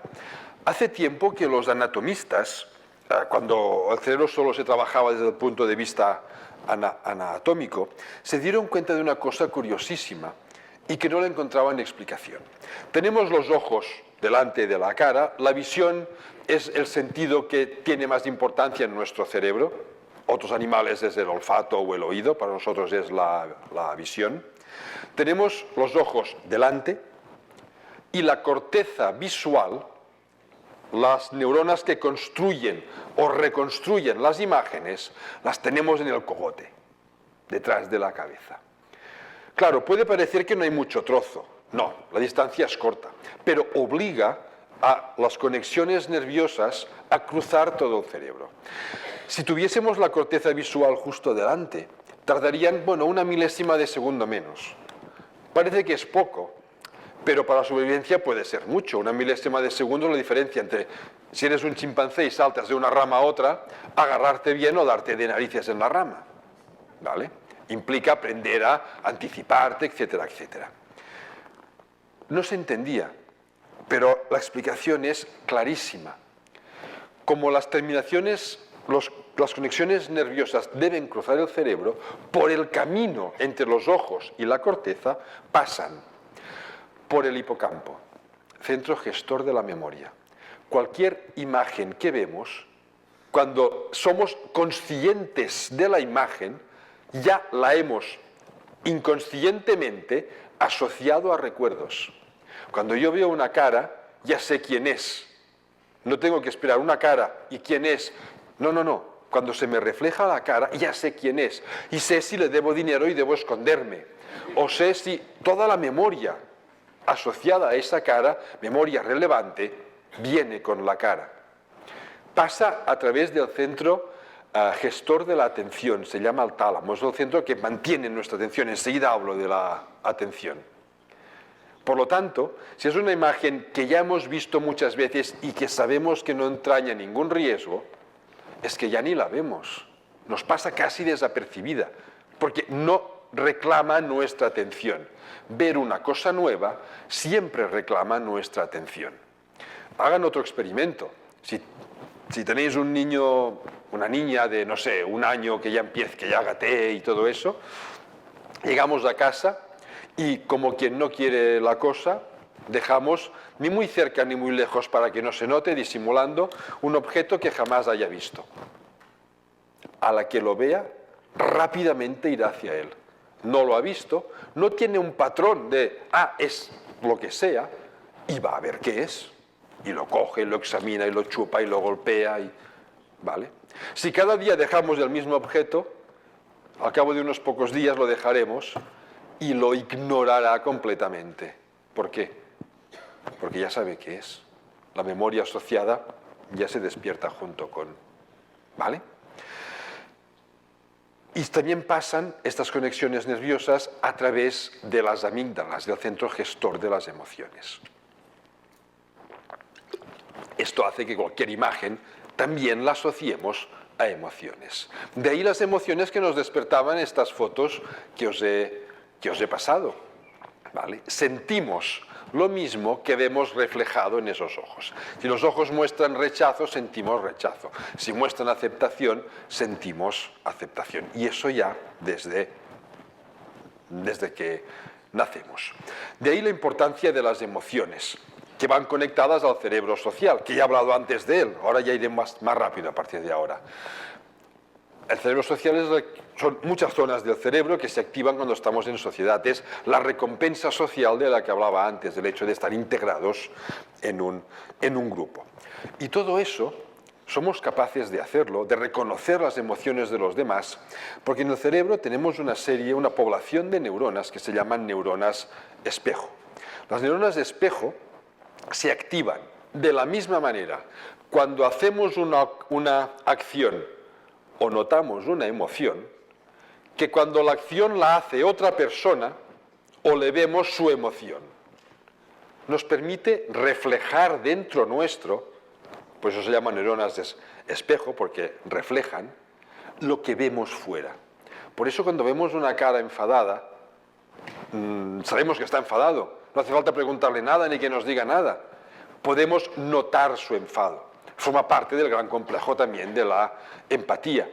Es lo que nos permite suavizar las interacciones sociales, según que si nuestro compañero de trabajo está enfadado, hoy no se lo diré, esperaré a mañana a ver si está contento, con lo que me ahorro una interacción social desagradable, ¿vale? De ahí la importancia, repito, de las miradas. Bien, visto esto, es también importante, y repito, ahora ya iré un poco más ágil, porque los puntos clave ya los he dicho, ahora solo es terminar de ligarlo todo. Un aspecto importante es la motivación. A ver, se puede... Ah, sí, neuronas de espejo, perdón, me he dejado una cosa importante. Otra cosa importante de las neuronas espejo, y es que, y tiene relación con eso que decía, que a mí no me gusta pensar qué, cuándo, cómo voy a enseñar, sino qué, cuándo, cómo voy a aprender. Si yo entro en el aula pensando, tengo a los alumnos delante, y yo entro pensando, hoy les enseñaré a través de mi cara, de mis expresiones, de mis movimientos, en su cerebro se activan las neuronas enseñar, no aprender, enseñar. Y enseñan lo que saben hacer. Si yo entro pensando, hoy aprenderemos, yo desde mi rol de profesor, pero todos aprenderemos. Yo no hay ninguna clase, ni cuando estaba en sexto, séptimo y octavo del antiguo AEGB, estuve 3 años dando clases ahí, yo era el tutor de séptimo, siempre salía aprendiendo alguna cosa, aunque fuese alguna cosa de comportamiento humano, sobre la vida de alguno de mis alumnos, sobre lo que estaba explicando, una forma mejor de explicarlo o diferente, siempre aprendía cosas. Pero si yo entro pensando, hoy aprenderemos, ¿qué transmito? Vamos a aprender. Inconscientemente conecto en los alumnos o en nuestros hijos cuando estamos trabajando con ellos, cuando les ayudamos a hacer las tareas del colegio, estamos activando el aprender. Y tenemos no todo el trabajo hecho, no es tan fácil, pero sí parte del trabajo hecho. Es mucho más fácil acceder a su mente para poder hacer lo que toque hacer. Y lo mismo con la motivación. Si yo entro en el aula y digo, hoy haremos una cosa tan divertida, ya veréis qué bien os lo pasáis. Eso no motiva a nadie, porque yo no estoy motivado. No me hace falta decir nada de todo esto. Si yo entro con cierto dinamismo, con cierta energía, a ver, empezad a hacer esto, vosotros no sé qué, rápidamente las miradas se giran hacia el profesor, se hace un silencio algo mayor que de costumbre y se motivan, porque yo estoy motivado. Si quiero motivar a los alumnos o quiero motivar a mis hijos, primero tengo que motivarme yo. Si no, va a ser muchísimo más difícil o imposible.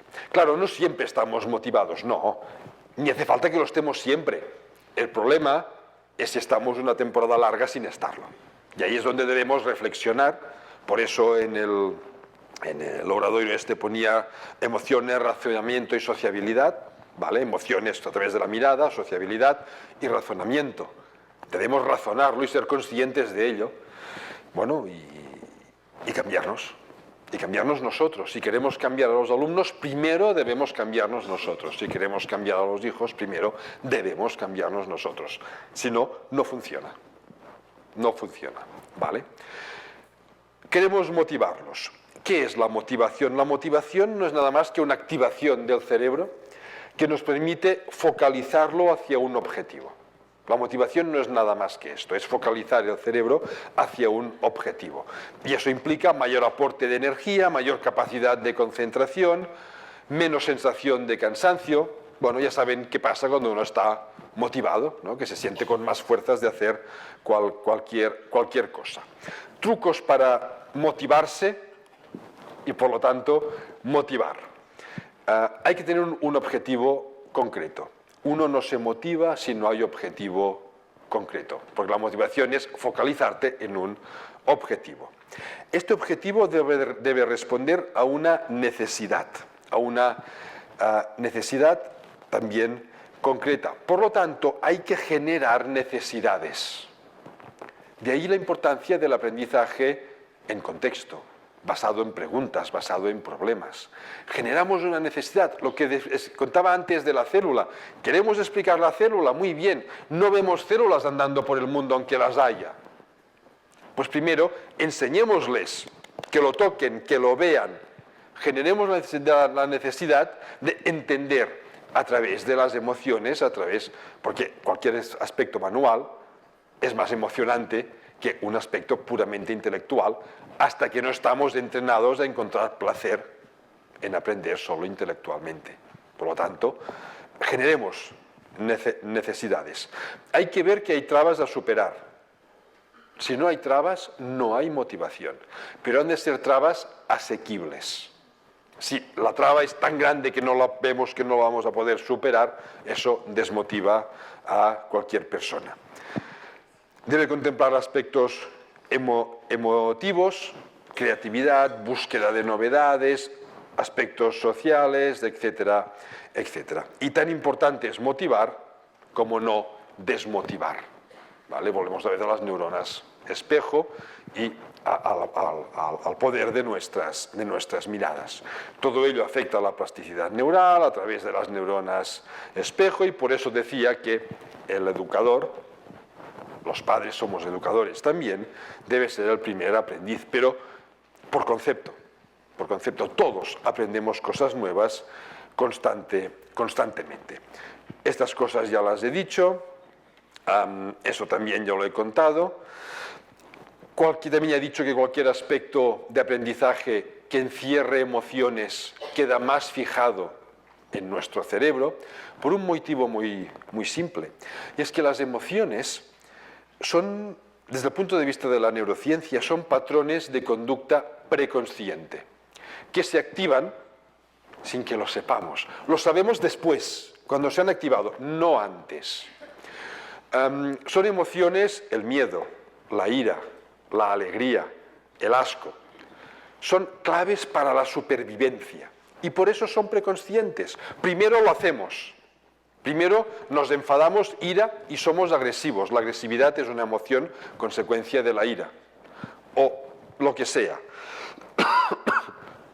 Y una vez hemos hecho el primer acto emocional, el cerebro manda otra señal hacia la corteza, la zona de razonamiento, entonces cuando somos conscientes de esa emoción, y es cuando la podemos reconducir. Por eso la importancia de aprender a gestionar las emociones a través del razonamiento, ¿vale? Pero cualquier aprendizaje emocional queda más fijado, porque para el cerebro cualquier cosa que tenga componentes emocionales es que es clave para la supervivencia. Sencillamente por eso. Hay que aprender a través no solo del razonamiento, sino muy especialmente de las emociones. Bueno, lo que contaba de las emociones, aquí hay 6 de las emociones básicas, y muchas veces es necesario mantener, bueno, la atención. Los que nos dedicamos a la enseñanza ya lo sabemos. Yo ahora aquí llevo, pues, dentro de 5 minutos hará 2 horas que he empezado, que sí, 2 horas ya. Y debo mantener su atención, que por eso están aquí, ¿no? ¿Cómo se mantiene la atención? A través de las novedades. Antes ya lo he dicho, es lo de la botella, lo del objeto que dejamos cerca de un niño que cuando está acostumbrado ya no lo ve. Hay que generar sorpresas para mantener la emoción.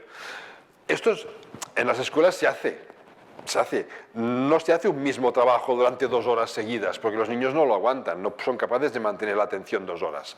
Se hace pues 15 minutos de eso, cambiamos y una ficha, cambiamos y un no sé qué, cambiamos y un no sé cuántos. Cada vez que cambiamos es una novedad, una sorpresa, o no tan sorpresa, es igual, pero que el objetivo es reclamar su atención. Pero no hace falta hacerlo de esta manera. Yo he hecho varias bromas aquí y el objetivo era solo retomar la atención por si la estaban perdiendo, sencillamente. Eso, hay un ejemplo que me encanta en Australia. En Australia estuve hace 3 o 4 años con mi familia. Australia tiene, bueno, de norte a sur, tiene pues más de 5.000 kilómetros y se nos ocurrió ni más ni menos que alquilar un coche en el sur, ir hasta el norte, cruzando toda Australia por el centro, que es un desierto sabana, fantástico para quien le gusta la soledad, la naturaleza, los bichos, como es nuestro caso. Claro, Australia es un continente llano. La montaña más alta no tiene ni 600 metros, es llano, ¿vale? La carretera es recta, porque no hay nada. 20 kilómetros y de repente hay una curva para esquivar una piedra bonita. Son muy cuidadosos con el entorno, ¿vale? Claro, la atención la pierdes rápido cuando vas por una carretera estrecha, recta, sin coches y vas, pierdes la atención. Cada 5 kilómetros te encuentras con este letrero, peligro canguros. Claro, la primera vez que lo ves, pum, atención. La segunda, pum, atención. Hay varios tipos de canguros, los pequeños los aplastas y están protegidos, por eso te avisan, y los grandes hacen 1,5 metros, los aplastas, pero ellos te aplastan el coche, tienes un accidente y hay que vigilar con ellos, ¿no? Claro, cada 5 kilómetros recuperas la atención. Canguros, a ver si veo alguno, canguros, a ver si veo alguno. Cuando llevas 100 kilómetros así, dejas de ver el letrero de canguros, está ahí, tus ojos lo ven, tu tálamo no se enciende, atención, y tu corteza visual lo ignora completamente.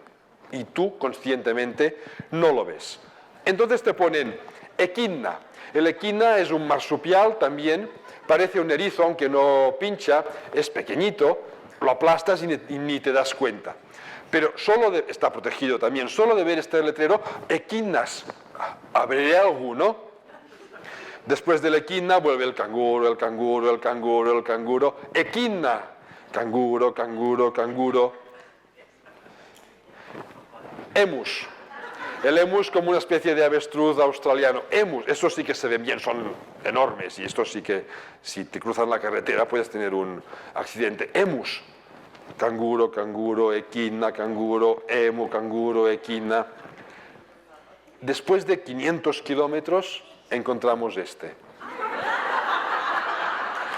Por una fracción de segundo, tanto mi esposa, que también es bióloga, como yo, pensamos, ¿hay unicornios? Enseguida te das cuenta que no hay unicornios. Pero el sablazo de atención que implica esto te dura 500 kilómetros más, riendo, comentándolo, y por el camino van saliendo los canguros, los equidnas, los emus. Esto es la atención.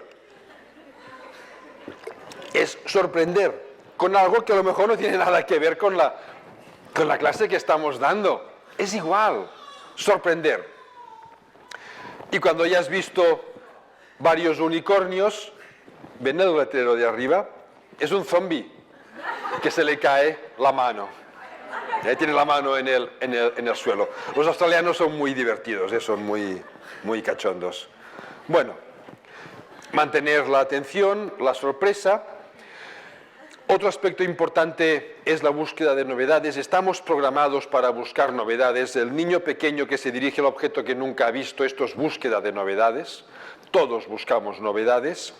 Es muy importante la búsqueda de novedades porque ayuda a motivar, ayuda a mantener la atención, pero además se relaciona con el optimismo y la felicidad. Una persona que busca novedades y que puede satisfacer esta búsqueda es más optimista y más feliz, según los test psicológicos que se han pasado, que una persona o que no busca novedades porque se le ha mutilado esta capacidad, y se puede mutilar con el aprendizaje según qué tipos de aprendizaje. es menos pues una persona que no busca tantas novedades, no es tan optimista ni tan feliz. Y el optimismo y la felicidad han de formar parte también de nuestra formación como personas. Vamos otra vez a la dignidad, que ha de ser el eje central de la educación. Dicho de pasada, se ha visto que las personas que tienen problemas para buscar novedades son más propensas a volverse adictas a las drogas. ¿Vale? Importante para los que trabajamos o trabajan o tenemos hijos adolescentes. ¿Vale? Que es cuando empiezan las adicciones a las drogas. Los adolescentes buscan romper límites, forma parte de la adolescencia intentar romper los límites. Esto forma parte de la búsqueda de novedades. Ponerles un límite tan estricto que no le puedan romper dificulta su búsqueda de novedades porque no pueden romper con lo establecido.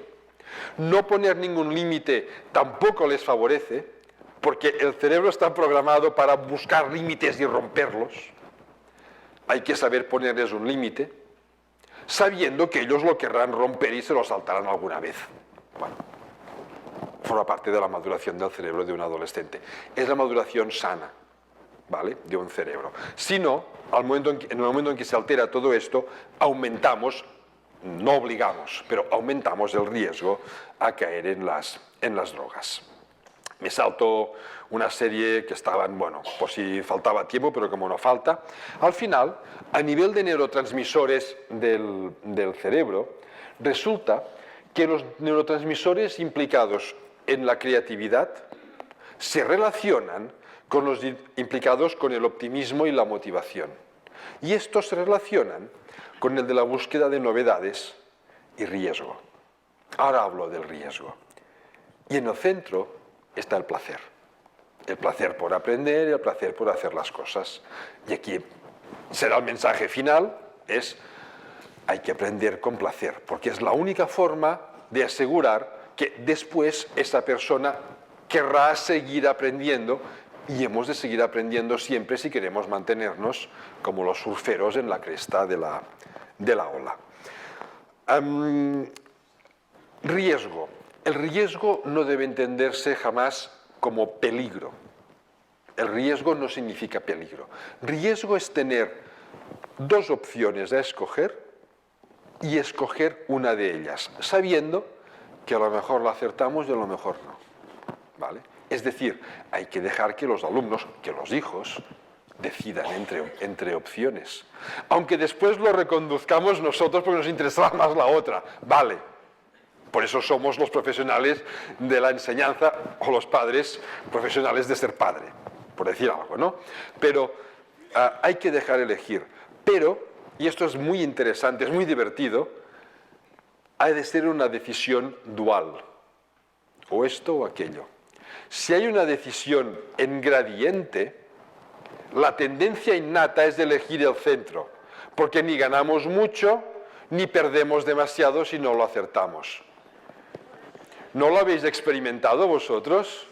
¿Qué os he dicho al empezar? Os he dejado elegir, por lo tanto, he puesto un cierto riesgo en este sentido de neurocientífico. Esto estimula optimismo, motivación, uno se motiva, pero había tres opciones: principio, medio o final. ¿Y qué habéis elegido? Medio, ¿vale? Tenerlo presente, tenerlo presente. Placer. Ya termino. Hay varios tipos de placer, aunque dentro del cerebro se confunden. El placer genera endorfinas, son hormonas de bienestar. El placer físico lo tienen todos los animales y se obtiene cuando se realiza alguna acción imprescindible para la supervivencia. De hecho, el placer a nivel de cerebro va asociado a supervivencia. Cualquier actividad clave para la supervivencia, el cerebro la asocia a placer porque así se asegura que se cumpla.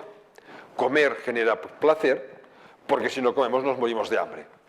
Reproducirse genera placer, porque si no nos reproducimos la especie se muere, se acaba, ¿vale? Es placer físico. Todas las especies de vida social tienen placer emocional. Es el placer de estar con otros de tu misma especie. Es el placer de ir a tomar un café, charlar con los amigos, venir aquí hoy. Os conocéis muchos. Es el placer social, porque en nuestra especie, como en otras, vivir en sociedad es clave para nuestra supervivencia. Y el que tal vez nos interesa más de cara a la educación, el placer intelectual. Es el placer que se obtiene cuando reflexionamos, cuando pensamos, cuando aprendemos, cuando creamos alguna cosa. Seguro que os ha sucedido más de una vez que a lo mejor todo el mundo ya sabe alguna cosa y vosotros la descubrís en ese instante. En el instante de descubrirla, no notáis un placer de... Es el placer intelectual, porque nuestra especie, para sobrevivir, necesariamente debe ser creativa, reflexiva y aprender durante toda nuestra vida. ¿Qué significa? Que comunicar, educar con placer favorece el continuar aprendiendo toda nuestra vida, porque el cerebro lo asocia a supervivencia, a necesidad, no solo a placer, sino también a necesidad de continuar aprendiendo. Hay otras estrategias para aprender. Por ejemplo, aprender a través del castigo. Se ha hecho mucho tiempo aquí y se hace en muchos países. El castigo es siempre una afrenta emocional. Y si hay emociones, yo he dicho que se aprende mejor. ¿Se puede aprender a través del castigo? Claro, se puede aprender. El problema es que el cerebro asocia el miedo al aprendizaje, o al revés, el aprendizaje al miedo, el miedo al castigo. Lo que significa que cuando uno ya no se ve obligado a aprender, jamás va a querer volver a aprender nada más, porque inconscientemente aprender provoca miedo. De ahí la importancia de generar placer en los aprendizajes, ¿vale? El juego en los niños, qué decir, es su forma natural de aprender y siempre genera placer, que debe estar en el centro de cualquier aspecto educativo. Y nada más. Pensaba estar 2 horas y me he estado 2 horas y 7 minutos. Gracias.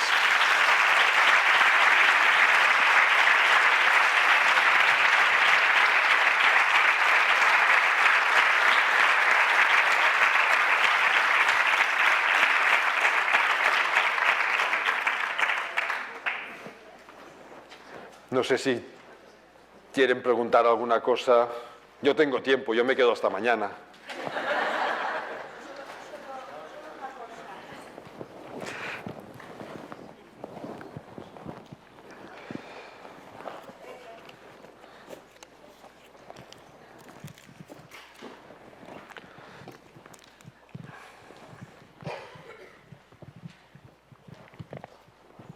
Hola, buenas noches.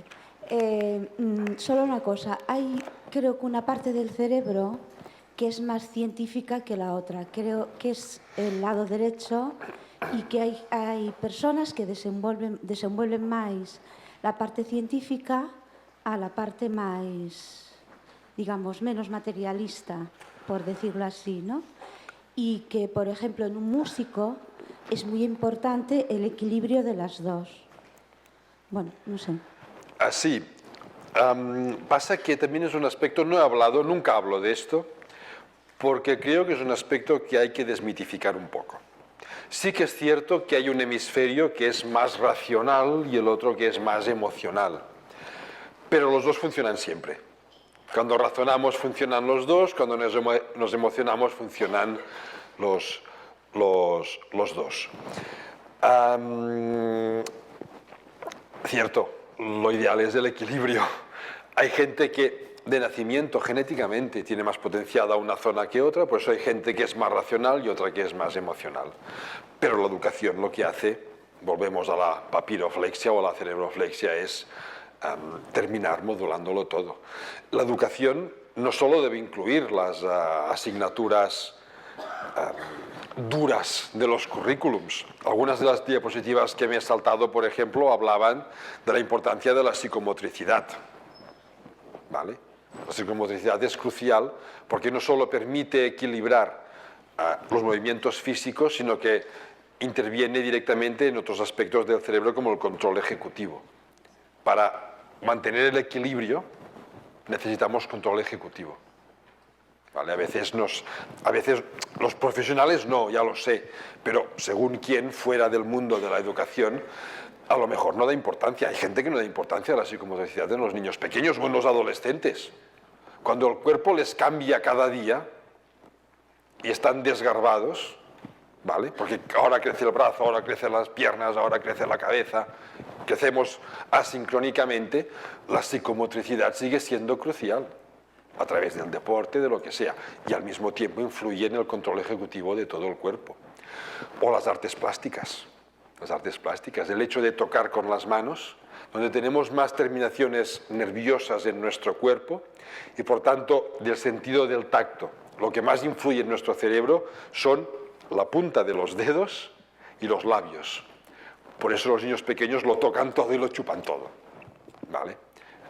Claro, pintar con los labios pues como que no, sí se puede evitar, pero manipular barro, manipular madera, manipular cosas con las manos es crucial para después el equilibrio también funcional, emocional del cerebro. Incluso se ha visto que las redes neurales que controlan lo que se llama el movimiento motor fino, esa capacidad que tenemos de enroscar un tornillo, que es la 10ª parte de nuestra uña, eso solo lo hacemos las personas. Los otros primates, los chimpancés, no pueden manipular nada que sea más pequeño que su dedo. Nosotros, una rosca que sea la 10ª parte de la uña, la manipulamos con precisión y la enroscamos, ¿vale? Esta manipulación manual fina, las redes neurales que lo controlan, se solapan con las del lenguaje. ¿Queremos que un niño aprenda a hablar? No solo hablemos con él, también, por supuesto. Dejemos que manipule cosas, que toque cosas, que practique con las manos. La importancia de la educación plástica va mucho más allá del simple concepto artístico, muchísimo más allá. La música tiene una relación clave con la parte lógico-matemática del cerebro, con la emocional. La música es de los inputs externos lo que más directo va a nuestras emociones. Por eso, la música que nos gusta a lo largo de nuestra vida es la que nos gustó de adolescentes, es cuando maduran las emociones, ¿vale? Educación musical, educación, iba a decir, racional, crítica, filosofía, no historia de la filosofía, que es lo que hay en el currículum ahora. Ya está bien la historia, saber lo que pensó otra persona. Claro, eso enseña cómo se puede pensar. No, filosofía, pensar nosotros. A partir de los clásicos, pero pensar nosotros. Eso es crucial para también. Y a base de todos estos equilibrios, lo que se consigue es que sí que hay un hemisferio más racional y otro más emocional, pero consigues el equilibrio que te permite trabajar simultáneamente racional y emocionalmente. No sé si me he explicado bien o demasiado.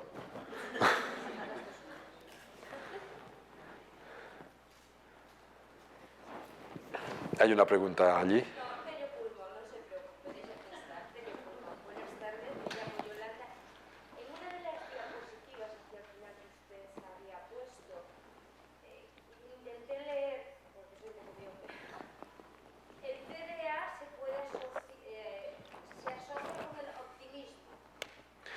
No. Lo que ahí decía, que no lo he dicho, es que la búsqueda de novedades, este instinto que tenemos de buscar cosas nuevas, durante mucho tiempo se asoció a un trastorno, al trastorno de déficit de atención y hiperactividad, al TDAH. Pero no tiene relación con el TDAH. A nivel de neurotransmisores del cerebro, que es lo que determina nuestra gestión cerebral, la búsqueda de novedades se relaciona con el optimismo y con la felicidad, no con el déficit de atención ni con la hiperactividad. Son cosas completamente diferentes. Sí. Por lo tanto, no hay que mutilar la búsqueda de novedades, hay que encarrilarla, pero jamás mutilarla.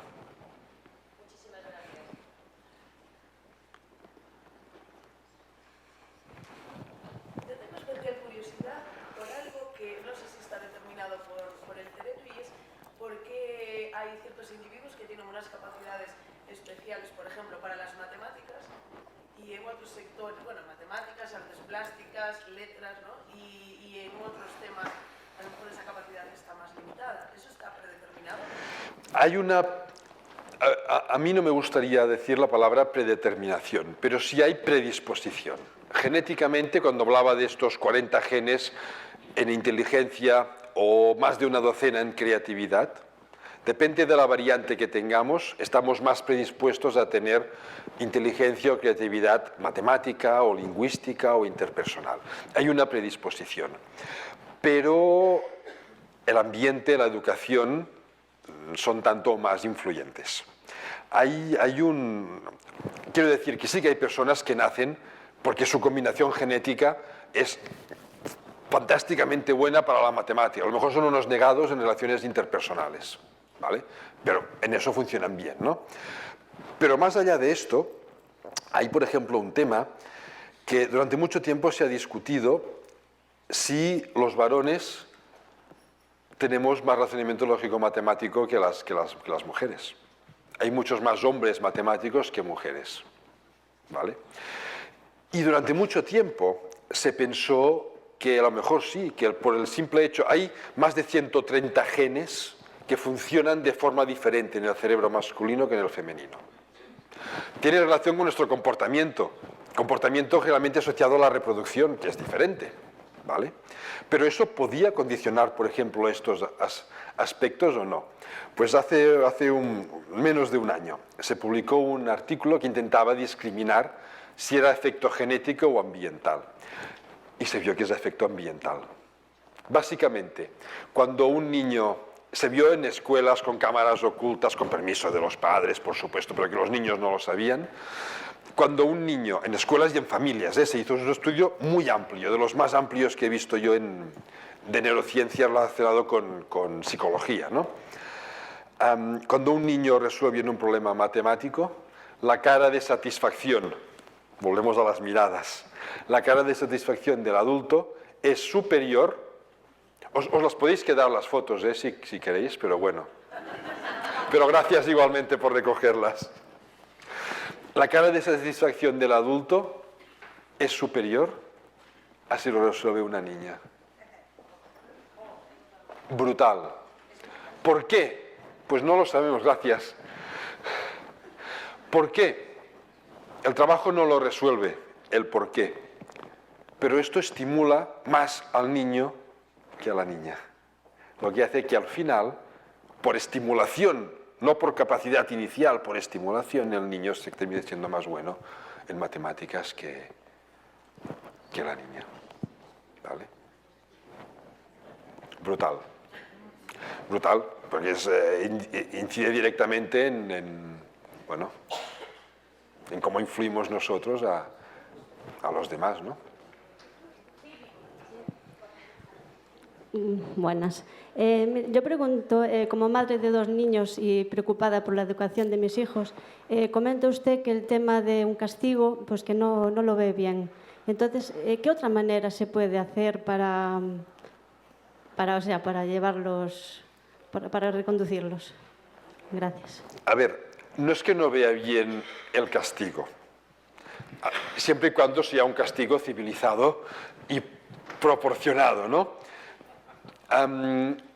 Lo que digo es que usar el castigo de forma habitual para reconducir una conducta es la forma de asociarlo siempre a miedo o a ira o a emociones que no favorecen los aprendizajes futuros. Tal vez lo reconducimos ahora por miedo al castigo, pero debemos pensar en el mañana y no es la mejor manera de hacerlo. La mejor manera siempre es reconducirlo en positivo, es decir, alabar el momento en que se ha hecho bien más que no penalizar el momento en que no se ha hecho bien, ¿vale? Si uno alaba socialmente, individualmente, a través de la mirada, el momento en que se ha hecho bien, estamos reforzando las conexiones de esa conducta. Nadie ha dicho que ser padre o ser maestro sea fácil. No lo es, no lo es. Y repito, el problema no es ni la mala mirada en un momento, ni el castigo en un momento, eso no es un problema, jamás lo es. Que nadie se agobie con esto, ¿eh? El problema es cuando sistemáticamente utilizamos una de estas estrategias que conducen a asociar pues, a aprendizaje o una conducta determinada pues, a miedo, a ira, a esto.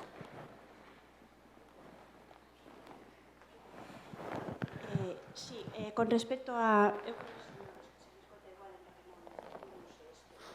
Con respecto a que se preguntaba antes, do tema das matemáticas, de se os homes teñen un razonamento lógico matemático... perdón. No, entiendo.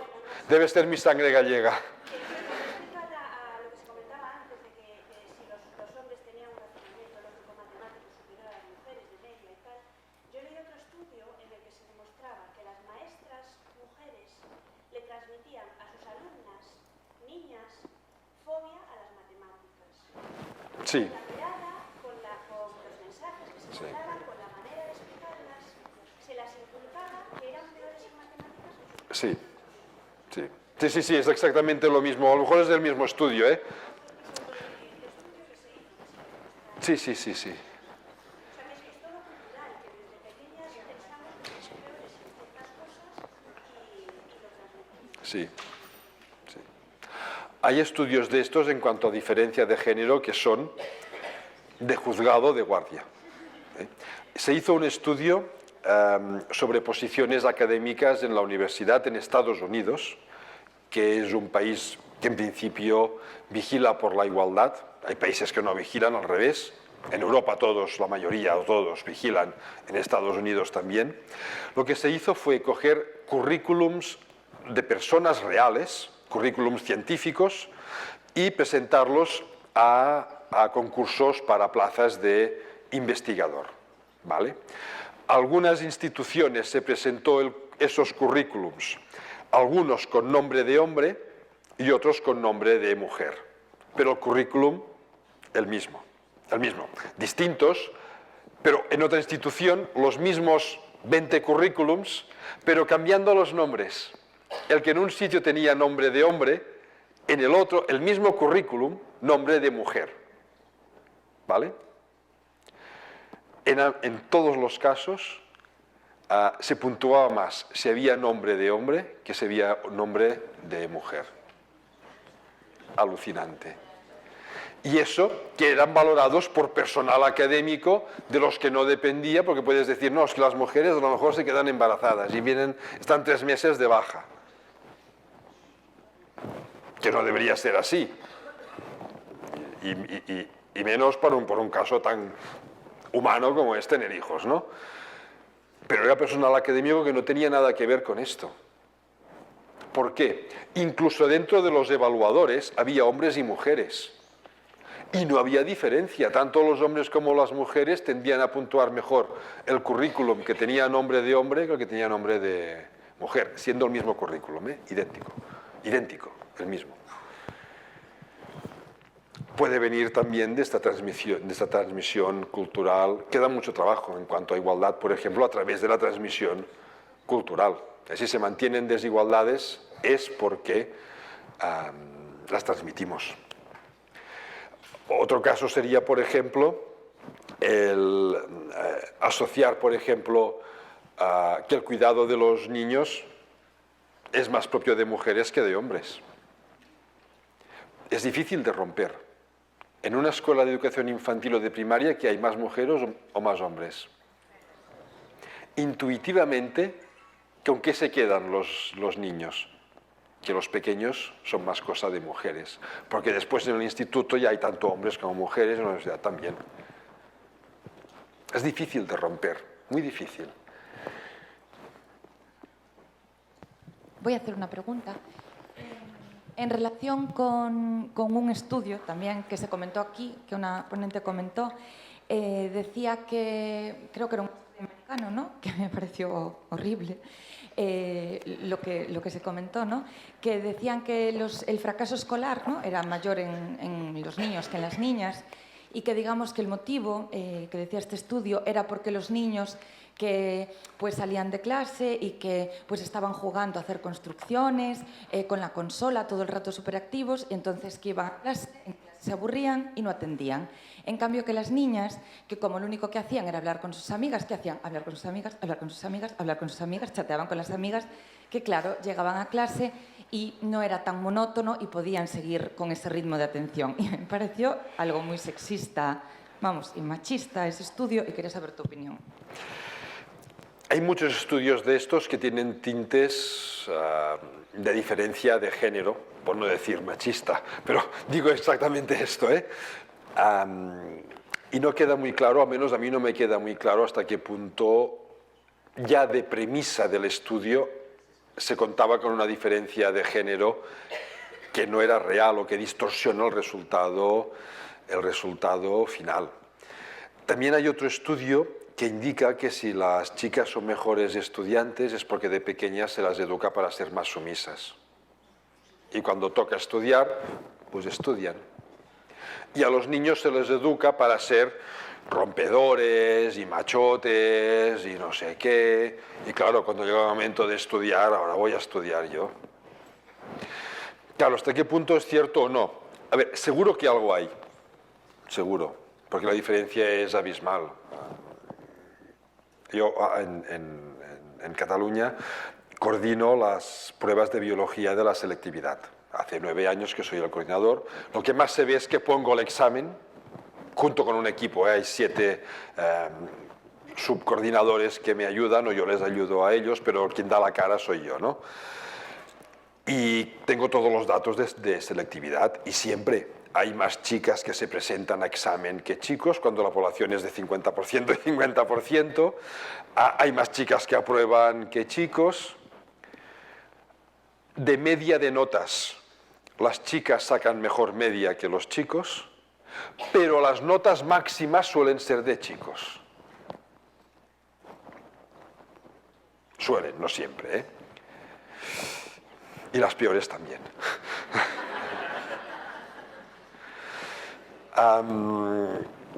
Bueno, algo hay. La sociedad es muy compleja y con la mirada transmitimos inconscientemente muchísima información que los demás captan también inconscientemente. Por eso decía, en el título este del obradoiro decía razonamiento. Hemos de razonar, hemos de ser conscientes de que transmitimos con la mirada, y eso solo lo podemos hacer si hacemos introspección de qué estamos diciendo, de qué pensamos cuando miramos de esta manera o cuando miramos de otra. Es la forma de terminar con estos sesgos que hay, que los hay y que los continuará habiendo durante tiempo, porque no son fáciles de romper, porque nos vamos pasando de padres a hijos, de maestros a alumnos, sin saberlo. Por eso no es una crítica, no lo hago como una crítica. No puede ser una crítica si no lo sabemos.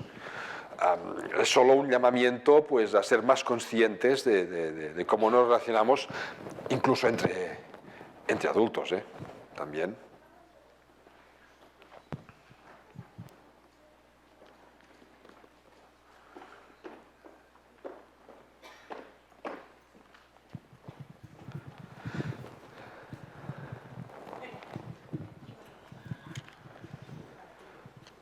Buenas tardes.